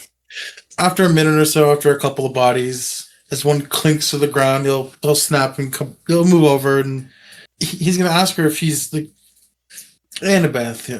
You ever heard of something called Corvalite? She goes, Corvalite? A shipment of Corvalite went missing about 2 months ago. Actually, it was a case no one could solve. We blamed it on the Black Viper. She says, other than that, it's kind of rudimentary. My father was going to make my bismuth powering mechanism out of it, but it's just not conductive enough to magic. It would hurt to use it. Wouldn't be able to properly power everything. So he went with bismuth instead. He says, some people have tried to use Corvalite. There's some dwarves and gnomes in the Underdark that try to use it to harness lightning and pass it through concentrated circuits to deliver light and power to machines. It's very unstable. Crosses his arms. He's holding this rat. Like still, Mm-hmm. Says, I see. you could go anywhere. Where would you want to go? He looks up in the sky for a second. He ponders. He's like, I played a few shows here and there. Phandalin, Mhm. other little places. Icewind Dale would be nice. She says she actually kind of laughs. She wasn't expecting that. Icewind Dale, you made it all the way up there. What was so great about that frozen hellscape? And she doesn't say that with cynicism. She wants to know genuinely what you found interesting about it. I want to play all over the map. Every city. I could try. She says, I think that sounds wonderful. Have you ever been to Silvery Moon? City built by elves? Closes one eye and the one eye stays open. He's like, I don't think so. She says, oh, it's wonderful. Or at least I've heard. I've never been. Always got to stay here for the moon dance every month. But I've heard it's wonderful. Feats of engineering and science, the likes of which we have never seen. All built by elves that stand for thousands and thousands of years, able to get all the kinks out of their little inventions. I've heard it's a perfect city. I've always wanted to go. She says, Huel, I might... And she kind of like rubs one of her fingers says, I might come into a lot of money soon. I could get that silver arm from Avi, and it wouldn't be a problem. And I could travel anywhere, not just in Faerun, across all of Toril. Could go to Silvery Moon, Icewind Dale, Thresh. You could come with me. We could leave this Hey, you place. take a little break, you know? Yeah, Vacation in Fae. yeah, a little break. Maybe a long break. Maybe someplace where we don't, and like Thorgrin thumps down another body. Maybe someplace where we don't have to deal with this. You know, I heard Kelvin's Kern's pretty good this time of year. She takes a deep breath while she ignores you. God damn it. The wind coming down from the mountain chills you to the bone. Hey, you just gotta be worried about those damned goblins and the orcs Yeah, and the illithids And those remorazes. and those damned Dwargar. The what? Dwargar. Druga. Don't correct a dwarf on ancient grudges.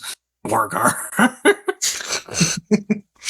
Huel, do you say anything to the artificer? Yeah, like he kicked one of these little bodies, and it's like the bodies and I could deal with, and I'm like the long vacation would be nice, and a point in the water at Thorgrin, like for him, you know. She says, I've thought quite a lot recently about my lot in life. I've been surviving for so long, just trying to get to the next month. I'd really like to start living for once. Could I do a stealth check to try to pull them both into the water? Yeah, sure. Try to lighten the mood a bit while also being a bit of an asshole. 17. Yeah, the city's nice, but it's just full of criminals and scumbags. In the middle And of that assholes. sentence, you get dragged into the water, Huel.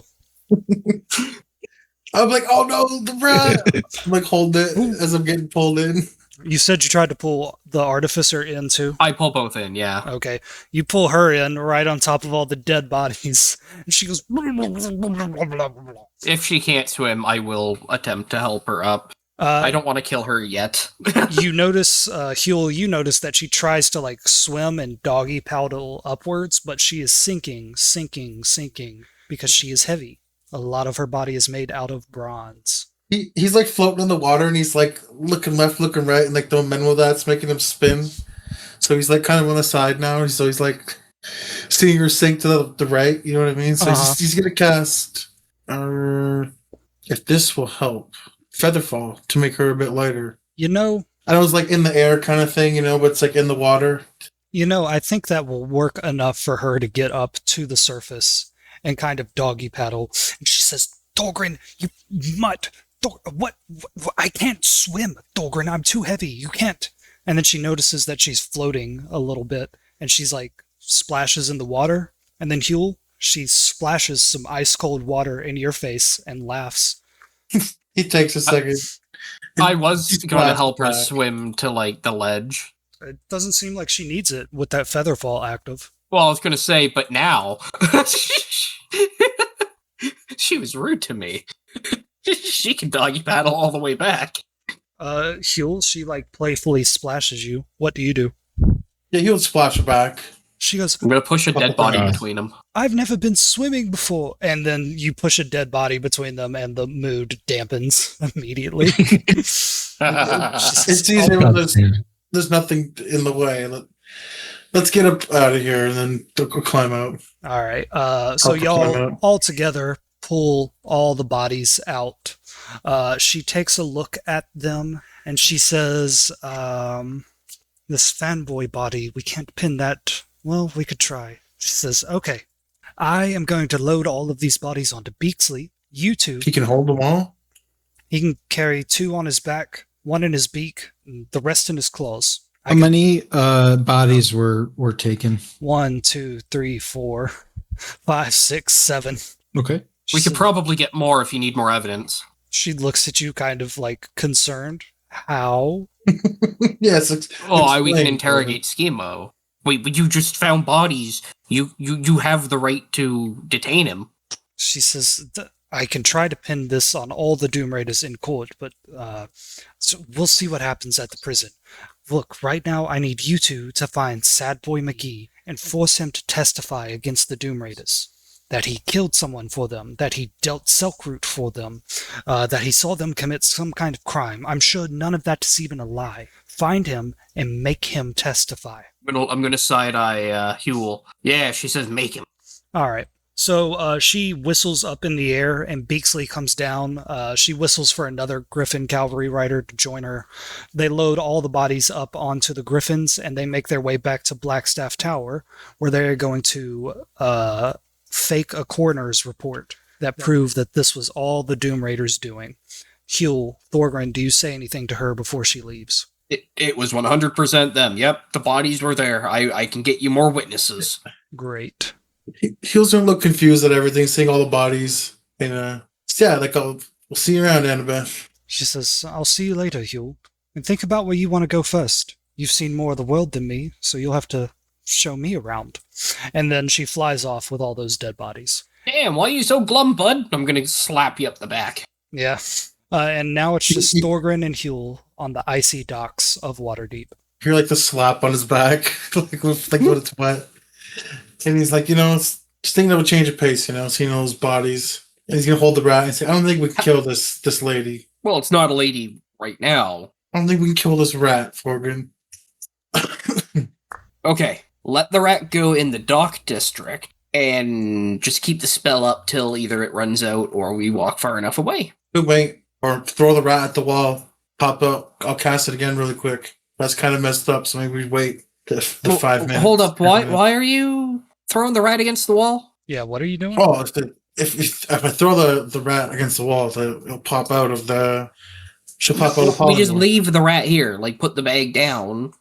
No, but I'm saying I could cast polymorph again. So we'll should be around for another hour. There's no point. We're what's the range on your spell? Because we're just gonna like put the bag down and walk away. That's a good point. It's 60 feet. Yeah, let's And with that kind of distance, I'm sure we can disappear enough to not cause a conundrum. All right. So Huel, you're setting the bag down and walking away. Yeah, I'll do it like over here. It's not so out in the open or anything. No. Just where we are, right on the pier. Let the rat go. What if a horse comes by and stomps on it or something, man? Rats are fast. So they're lucky. Rats are fast. They can get away. Go on now, shoot, and I'll kick a little dust at the rat and then Okay. come back over here. Okay. It like scampers away. Thorgrim, what do you do? Nothing, but I'm gonna look up and see if there's any like seagulls or hawks or anything nearby that could like just take the rat. It's winter, so no, not really. Damn, it's cold out and we just left a rat out in the dock. Ah, shit. Well, anyways, let's go find the boys. It won't be too much longer till she poofs back. Yeah, so y'all got to start running. Y'all need to find Sad Boy McGee. Fortunately for you, you told him to go by the Fool's Half Pint later today for a job interview. Do you want to go back to Blackstaff Tower with the boys, or do you want to go to the Fool's Half Pint? Where do you want to go? Be back up with the boys. Meet up with the boys. Yeah, I mean, we can bring the boys to the bar and catch them up. Yep. So Huel, as you quickly run away from this, so that y'all aren't there when Featherstone turns back to normal, you think to yourself, if you can just help the Artificer kill the Doom Raiders, she could get a lot of money, get that silver arm, and then y'all could go wherever you want in Faerun. And as y'all dash away, Huel, you feel the magic break, and then you hear aloud, "Who fucking did that? Who fucking did that? Who? And that fades as y'all run through the alleys of the Docks Ward to find your friends. Oh, I was going to say, I will carry Huel so we can run even faster if I have to. Yeah. He's like slowly doing a little stumpy run, and Thorgrim just picks him up. So we're going to go to the city map now. Okay, so this is about where y'all all are, near Keltarn Street. Schemo should be here too. And Schemo has just kind of had the 1,000-yard stare. He's going to go with whatever y'all say to do, because he doesn't see a good way out of this. EB, Blinken, and Inchi, you see Thorgrim and Huel return to where y'all are, talking about how they gave the Artificer 7 bodies that she will use to frame the Doom Raiders. Wait, I'm sorry. Who spoke to who? Thorgrim and Huel just gave the Artificer 7 dead bodies. She is going to use those to frame the Doom Raiders. They tell you this as they meet back up with you on Keltarn Street. Okay. You guys have about 2 hours until the trial starts. You can do something to prepare for a fight with the Doom Raiders, do something to prepare to frame the Doom Raiders, do whatever you want, or you can just go straight to the trial at the prison. I know if I'm called to witness, I can't remember if I was going to or not, but I think everyone except Blinken agreed to be a witness. Yeah. All right, so I don't know if anyone wants to. I'll tell you my story. You can corroborate it if you wish. I think it'd make her case stronger. But what I'm going with is I was asleep at my home. Was it the Velvet Barnacle? Yes, good memory. Yep.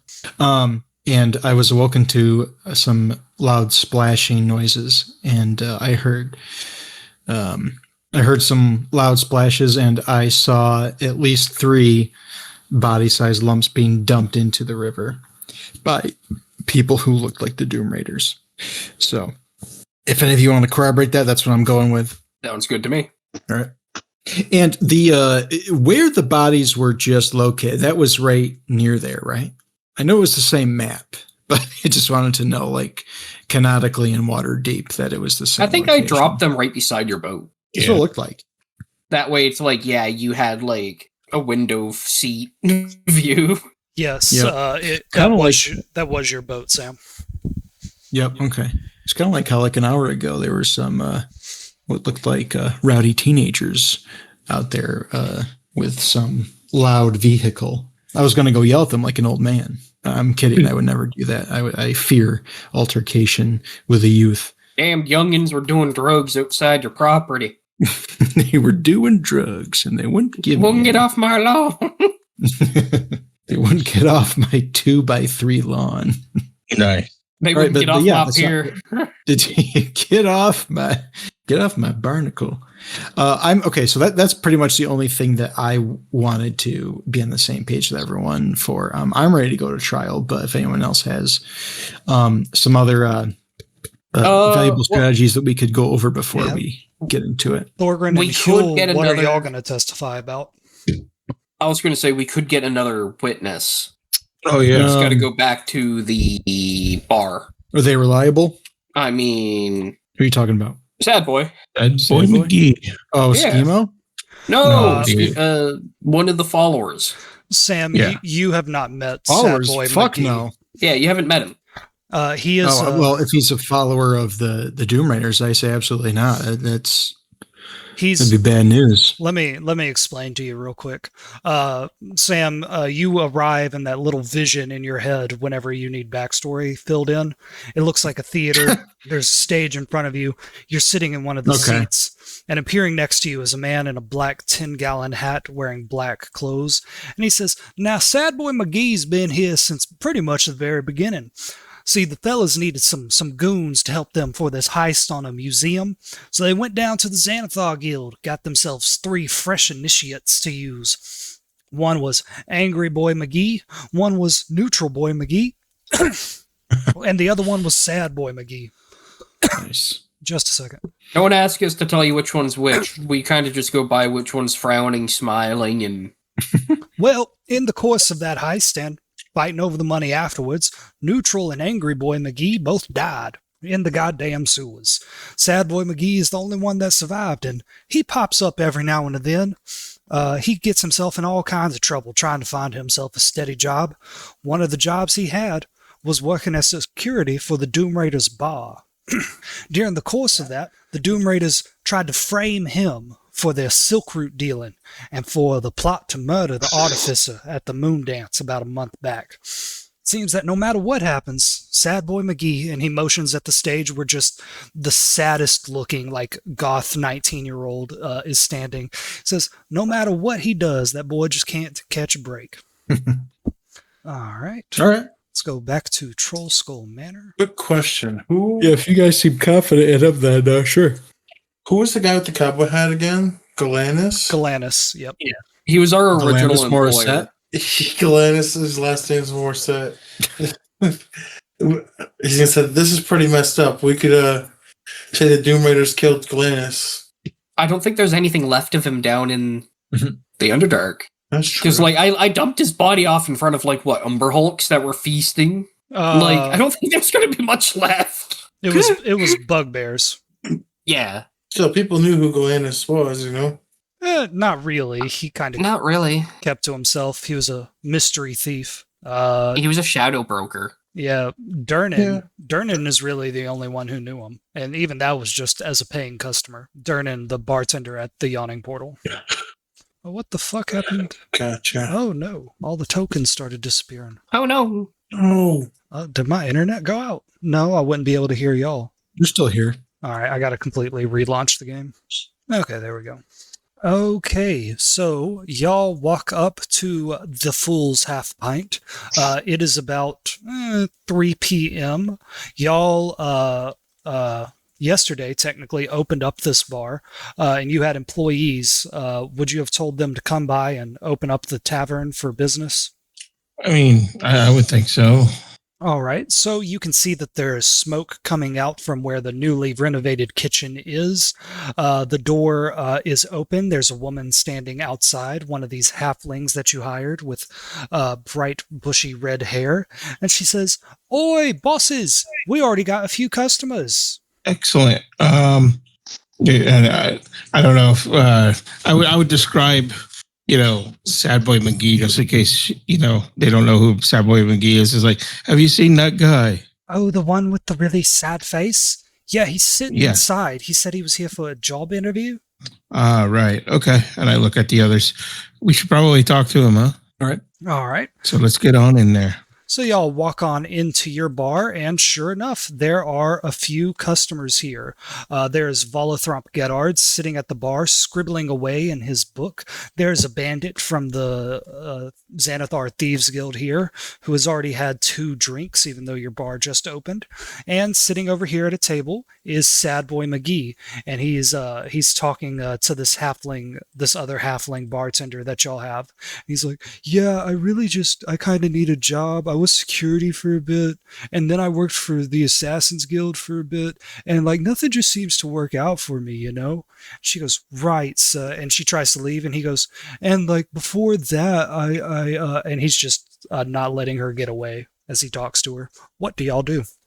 Yeah, I guess I'll start walking up to, and with I'm imagining the other group is following me, so I'm walking up and be like, "Hey, there you are." The halfling uses it as an excuse to get away from Sad Boy, and she goes over to the bar. Blinken, he says, "Hey, man, what's up? It's been so long since I've seen you. It's I was here last night, but you know what I mean, man. It's always good to see you." Yeah, it's good that you showed up there. And then I look at the you group. still gotta go take me to get that gnome or dwarvish coffee that you were talking about. Oh yeah. I gotta show you. It's in the other side of town there. But first, well, I guess we'll start with some questions, huh? I look at the group thinking what else I could say to He goes, see if anybody else have any idea. He goes, oh wow, am I being interviewed by all 5 of you? That's intimidating. But I Yes. I brought we're all partial owners. So. I brought my resume. You can take a look at it if you want. And he hands you over a piece of paper. Okay. Yeah, let me look at that. You And then I look read at the through. piece of paper, and it has 3 lines on it: Thieves Guild, Bar Security, Assassins Guild. I like how he leads with the first one and the last one. You got to start Mhm. strong and finish strong. That's what my dad always said. Wise man. Okay. Based off your references here, how are your morals? Flexible. Flexible. I'm nodding my head approvingly. Okay. Right. How are your morals if you're being paid to do something wrong? Very flexible. Very okay. I'm gonna start check marking on the resume as if I'm improving stuff.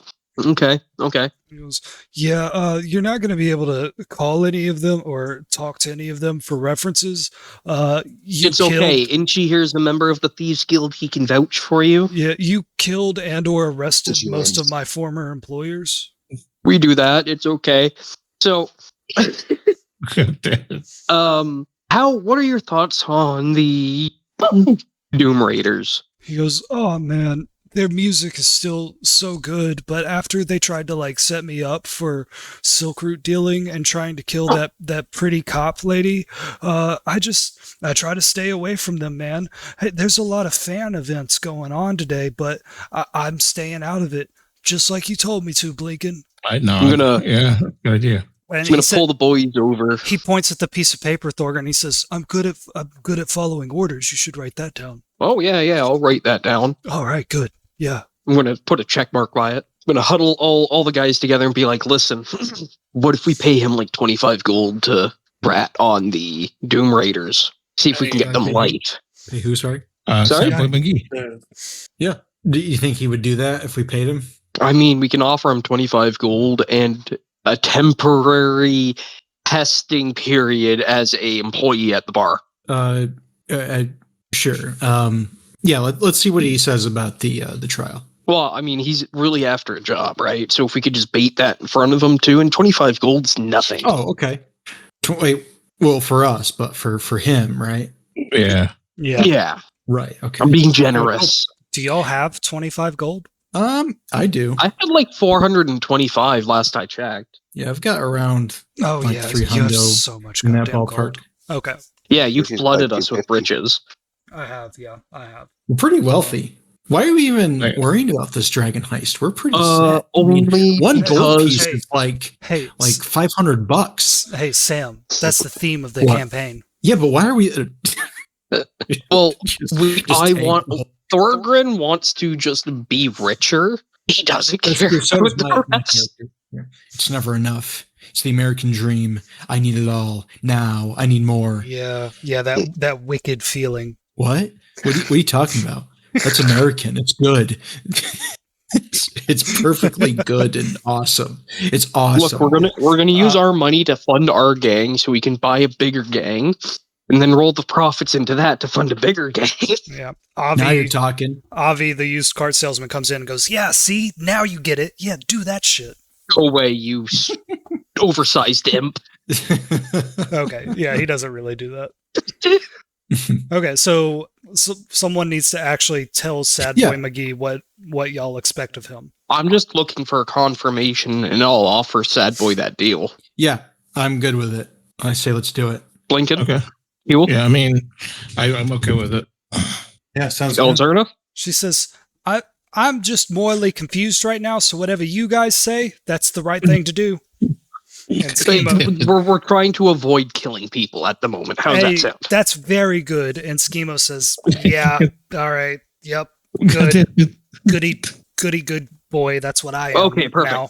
And Schemo's on board, so I'm going to go over to Sad Boy and be like, "Hey, what would you do for 25 gold?"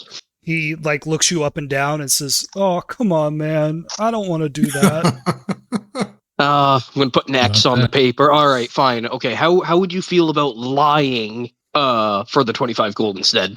He says, I could do that. Who do I have to lie to? Like, as long as it's Well, I not in mean- front of a crowd, I'll probably be I'll probably be okay. It should be fine. It's not that many people. Anyways, you're going to be incriminating, say, your old favorite band of doing bad things. He goes, I mean, you could think of it as a revenge, and you're getting paid for it. What do you mean? What do you mean? You need to say it explicitly. Insight. God damn it. No, This boy's got a wire on him. not like that. I want you to date events that have happened that the Doom Raiders partook in or were responsible for that could have led to the loss of life to several people He goes, and "Whoa, other crimes. whoa, man, that's not cool. That's not very punk testifying in court. Like, look, I'm not Well- bothering them. They're not bothering me. Well, if I do that, I'll have a target on my back." Not if they're in jail for life. Plus, You- you'd have us also maybe have a starting position in our tavern. He goes, "Oh, okay. Would I be getting like that 25 gold every week?" We will most definitely discuss a pay situation after this first day. 25 Trial run. to get you started, and 25's to get you started, get you a taste of what's coming. 25's gold. That's a It's a good starting pay. He says, You will not find that anywhere else in the city. Yeah, it's really good, but man, one thing I've learned being jerked around at all these different jobs is you got to be clear about it up front. I didn't know the Assassin's Guild was the Assassin's Guild. They said they were just going to give me some cool cloaks and weapons. So, like, if you tell me that you'll give me 25 gold a week to do this trial thing that you want to do, I can do that. No. The 25 gold is to testify. Oh, man. Which will. I want to go up to him and grab him by his lapels and intimidate him. Okay. Oh boy. Yeah, Hey, I was about to say listen. some kind of check needs to be made here. I'm Listen like here, you trying to stupid be the fuck. good guy here. I said, if you're Hold on, wait. I gotta. I don't think this is a skill I'm good at. Let's see here. Intimidation. Let's find out. Oh, actually, +5. Oh, that's pretty good, actually. All right. Advanced roller. Stupid fuck. God damn it. Oh, what a good roll I got. Oh no. Anyway, He's like, yeah. he has no spine, so I'm going to make him roll a constitution check with disadvantage. Constitution. Ooh. What? It's how What? bad he passes out. He says He has a +11 to his No. constitution? that's his No, those are two disadvantage. d20s. Yeah, Oh, okay. but that still beats your 8. He says, look, man, okay, if you want me to testify, I'll do that. The 25 gold pieces every other week is for my silence. All right. Well, All right, how about this? No, I'm lying, wait. by the way. Negotiate here. God damn it. Oh, you're lying. Okay, go ahead. If you're lying. No, Blinken, go ahead. no, I'm straight lying to him. I'm just Whichever saying, one's yeah, more yeah. funny, do it now. I think Sam's is more funny, actually. Okay. Okay, Sam, what did I you just say? yeah. I just said, yeah, we'll pay you. And Deception I'm definitely lying. All right. Another +5. Hopefully this one's better. I mean, if we pay him Ooh, for his 50. silence, we could just say that that's his employment fee. Yeah, that's what he's saying. Mm-hmm. I mean, yeah. 25 gold a week is like I- fucking $2,500 a week. Yeah, I know. It, I Yeah, it like would be Sam's idea insane. though, of lying. Yeah. I like Sam's idea of lying, though. I got a 15 for Exactly. deception. I guess y'all can figure it out later. But he believes you, Sam. Yeah. And he says, "Oh All man," right, nice. and he like shakes your hand and is like, I won't say a word to nobody, and I'll be a good employee, and I know that you mean that because you're Blinken's friend and Blinken's cool. So yeah," and he like Yeah. shakes your Yeah. hand, EB, and he shakes your hand, I- Gil.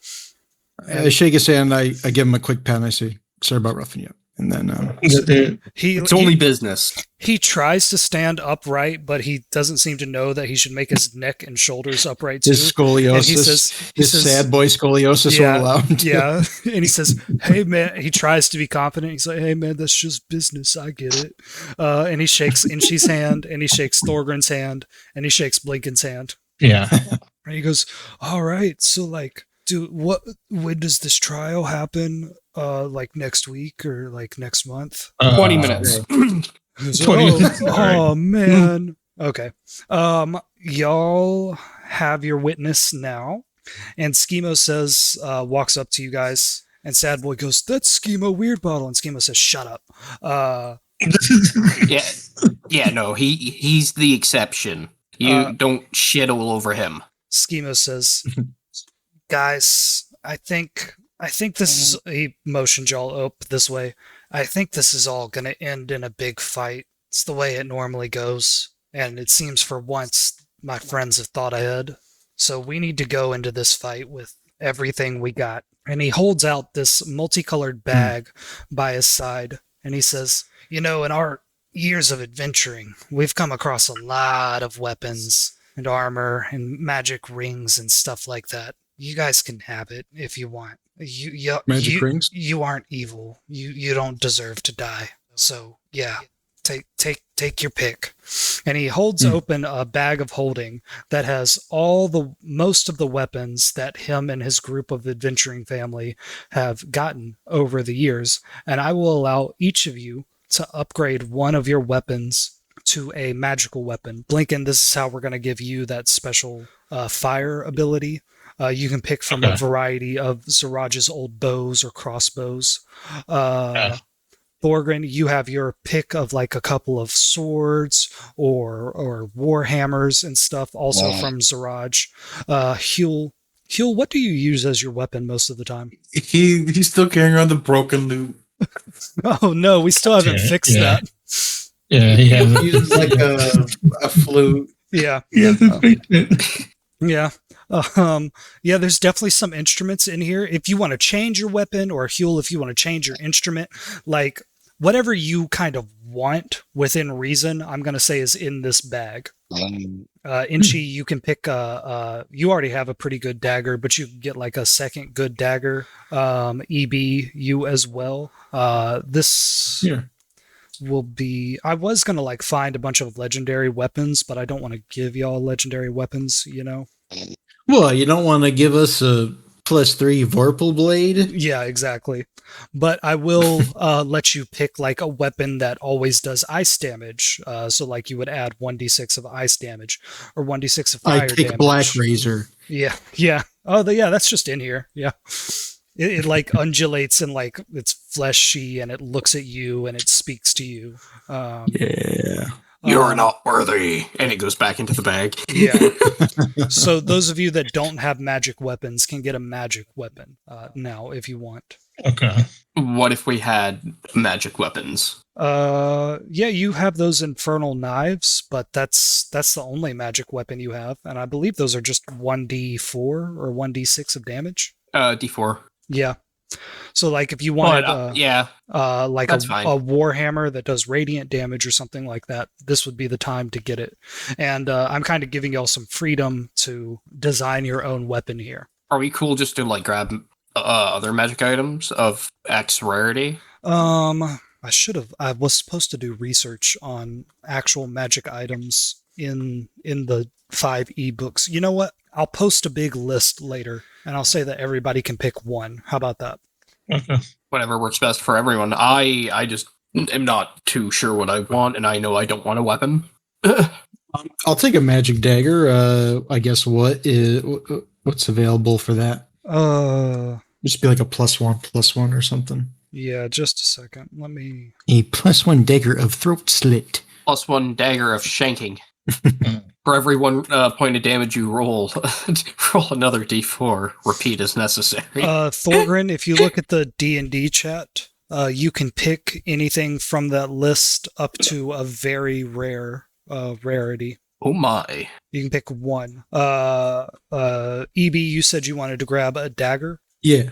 Okay, so you can pick a +1 dagger, or you can get like that dagger will be inherently magical. You get +1 to attack, +1 to damage, or you can grab an elemental dagger. You get normal attack, but you'll add 1d6 of elemental damage, and I'll let you pick the element. Okay. Do you normally dual wield your daggers? No. No? Okay, yeah. So you can pick one. And the damage types, there's the standard fire, frost, lightning, and then what else is there? Poison, acid, necrotic. Fire, cold, acid, lightning, thunder, poison, force, necrotic, radiant, psychic. Interesting. I'll do +1 of force, or I'll do an additional die 6 of force damage. So Okay. So you take out this red or this dagger that's obsidian black, or no, that looks like Thorgrin's infernal things. You pull out this dagger that appears to be made of glass and has inside it this red kinetic force into it. And Schema says, "Oh yeah, we got that from the Underdark when we were fighting the elemental princes. That's a force dagger. So you hit someone with it and it just kind of like multiplies all the force that you put into them. So yeah, EB, this has a normal attack, but you add a d6 of force damage to it. And you could dual wield with, if that's a thing your character can do, this one plus your normal dagger, if you wanted to. All right, awesome. Blinken, would you like to get a bow or any other kind of weapon? I probably want some type of bow, yeah. I just thought of something silly. What kind of bow are you using right now, Blinken? Do you have to use a small bow because of No, your size? no. I am skilled with long or short bows. Okay. There are also some crossbows in here, as well as hand crossbows, if you want. Schemo says one of these is the ones with the never-ending quiver, and then Okay. there's one here that does. Shit, I really wish I had made the list of weapons. He says you can pick a longbow here that does like ice damage. I think it casts ice knife whenever you fire it or something like that. Or you can pick you can get Siraj's really big bow here. I know you have trouble pulling that other one. She has some elf made her a training bow like 30 years ago. Oh, here it is. Yeah, so you should even be able to pull that one, and that one would give you +1 to attack and damage. Okay. I'm like looking at that bow. That looks pretty cool. Yeah. You know what? I'll probably take that just to make it easy. So one, just a +1 longbow, pretty much. +1 longbow. Yep. No magical effects on it. And call That's this Ziraj's training bow. Okay. I'll Okay. add to the list here. Okay. Thorgrin, would you like to pick out an item? If I took the Ring of Regeneration, it states that it can regenerate limbs. Let me look at this real quick. You regain 1d6 points every 10 minutes, provided that you have at least 1 hit point. If you lose a body part, the ring causes the missing part to regrow after 1d6 + 1 days. Yeah, sure. Is it just rings, or you said we can pick weapons too? You can pick from that list of rings. If you want weapons, you have to pick, do you want a +1 weapon or do you want a magic weapon? Okay. And we'll do it one at a time. So Thorgrin, is that what you're going with? The Ring of Regeneration? No, I don't want it. I was just gonna ask you a question on it. Okay. Is there any other one that you want? I'm looking right now. Okay. Huel, what are you thinking of? Do you want to get another instrument or do you want to get a weapon? Yeah, I think we got an instrument. Okay. Something to replace the loot I lost. Yeah, they got everything in here, man. Like drums made of like exotic leathers that you've never seen. Flutes carved out of, some of them look even like marble or stone or like old ash wood.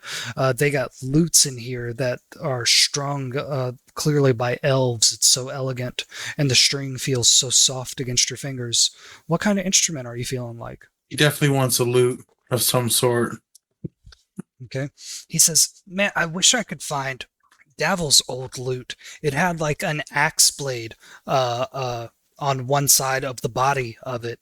I couldn't find it anywhere in the tower. He said, but that would have been sick, 'cause then you can play a tune and then bash them with the axe. That does sound pretty awesome. Yeah. What weapon do you normally use, Huel? I mean, for my spell, like I use the Yeah, you use an instrument for your spell casting, but loot. yeah, do you have daggers or a sword or a bow? Yeah, for some reason the thing let me take like 5 daggers, but I never really used them. Okay. All right. Yeah. So you can grab a loot. I'll say that this loot gives you 1 elemental cantrip. What would you like for an elemental cantrip? What would it be like? Like firebolt. Yeah, like firebolt, Ooh. or like ice knife, or like you can spray some poison on the floor, poison spray, poison splash, whatever it is. Acid, cold, fire, lightning, thunder, force, necrotic, psychic, radiant, or poison. Yeah, I'll get firebolt for sure. Okay, you now have the firebolt cantrip, and you kind of like you kind of like pull a string and you let it go in the direction of someone, like you're firing a dart at them, and it's a firebolt. He says that was actually for a show we played in Avernus. It was a charity for that city that sank into Avernus a couple years ago. EB already gave you 1. Inchi, do you want to get an elemental dagger or a ring of power? Sean? I think Sean has stepped out for a minute. I have a question. Mm-hmm. The rules for the deathmatch that's coming up. Resurrection, is that a possibility afterwards? If, say, the person who died had a magic item that could resurrect them? Sure. You don't really know what happens with the bodies afterwards. You know that Nilhor, the Mind Flayer, usually takes all the dead bodies out of the fighting pit, and who knows what he does with them. Okay, so we didn't find that out. Damn. No, You know what? people don't usually concern themselves with what happens to the bodies after a death match. Well, I'm going to, if I'm allowed, because this is kind of a weird ring. The Ring of Temporal Salvation, Wildmount's Guide. If you die while wearing this ring, you reappear in an unoccupied space 5 feet from where you left, or the nearest space. You regain 3d6 plus con of health. If your hit point max is lower than the number of hit points you regain max hit points. Also, if you have any levels of exhaustion, you reduce it by 1. Once the ring is used, it turns to dust. So it's a get out of jail free card with a heal. Now, I'm not thinking of using this ring for me. Sure. That's why I'm asking about the death match and the bodies. You know what? 2d6 and you can have it. 2d6? 2d6, change it from 3d6 to 2d6 and you can have it. I mean, I'm fine with removing most of it and just getting 1 hit point back. Just brings you back from the dead. If you say that, sure, yeah. 1 hit point. It will bring you back. It will immediately bring you back to life in 5 feet with 1 hit point. Cool. Hey, Inchi, I found you a ring. Sean, are you still gone? Sean's gone. All right, so that's Blinken, that's Huel, that's EB, that's Thorgrim. Sean's gone. Sean's gone. Sean's gone. Yeah. What you said. Sorry, I didn't mean to derail the entire That's fine. Dungeons and Dragons game with that. Yeah. It's fine. I'm reading something. When we started the game, did we get a trinket? If that was part of your backstory, yeah. Or can we get a trinket from this bag right now? Sure. So I'm just looking at items for instruments. I found trinkets. It says you can roll on this D100 table. If we're not planning on using the magic item for the upcoming fight, do you care if we just get back to you before next session what we pulled out of the bag if we don't plan on using it? You pulled out the ring. Do you want to pick something else instead of that? I mean, I'm up in the air about the ring, honestly. I kind of want to talk that over with Sean, and I don't know if he's going to be gone for the rest of the session. Okay. Because if I'm using the ring, it's not going to be used, hopefully, for the session. If anyone dies, don't die. Okay. Elzerna pulls out something called the Horned Ring. It is a ring that has these 2 ram's horns coming off of it, and she says, "This looks really cool." And she's going to take that for herself. And Schema says, "Yeah, I don't know what that does." Yeah. Okay. So, sounds like Sean is out for the game. So, y'all are going to take Sad Boy and start heading towards the prison, correct? Unless there's anything y'all want to do before that. Nope. Let's incriminate these nerds. Okay. As y'all step out of the bar, your little halfling employee waves goodbye to you and says, "Bye, bosses. We'll keep an eye on the place while you're gone. Have a good day." And as y'all walk by her, roll a perception check. 9. Huel with the 21, Sam with the 13, Blanken with 12, 15 total. So Huel, you notice that she smells really bad, like trash. Do you say anything, Kirby? This lady right here, because we're passing. Yep. Your employee, the halfling with the red hair, smells like trash. You been hanging out with the goblins or something? What is that? She goes, I'm sorry, sir. What do you mean? It's like I smell something. She lifts her armpit and sniffs, and she says, "Oh, sir, I'm so sorry. I didn't have time to wash. A water pot had frozen outside. I'm terribly sorry. I'll handle it before any more customers come." Yeah, get that sorted out before any clients arrive. You know, Any client. any Huel, patrons. what are you talking about before Clients clients arrive? What's that smell? It smells like stanky bitch over here. And she races it. She says, "I'll use some of the water from the kitchen. I'm terribly sorry, sirs." And she races in. And it was a bit odd that she didn't notice she smelled like trash. But something even more odd happens. Volothromp Gedard steps outside and says, "Boys, did I hear that you are going to the trial of the Doom Raiders?" "Oh, Schemo. I'm actually supposed to cover your trial. I've got to write a news article about it for the Waterdeep Gazette. Do you mind if I go with you?" I mean, He says, "I'll pay for the boat ride." What do you guys think? And the pre-jury snacks. He says, fine, fine. We'll stop by Pancake Ball's stand on our way to the docks ward. Let's go. I want to get the good seats in the courtroom.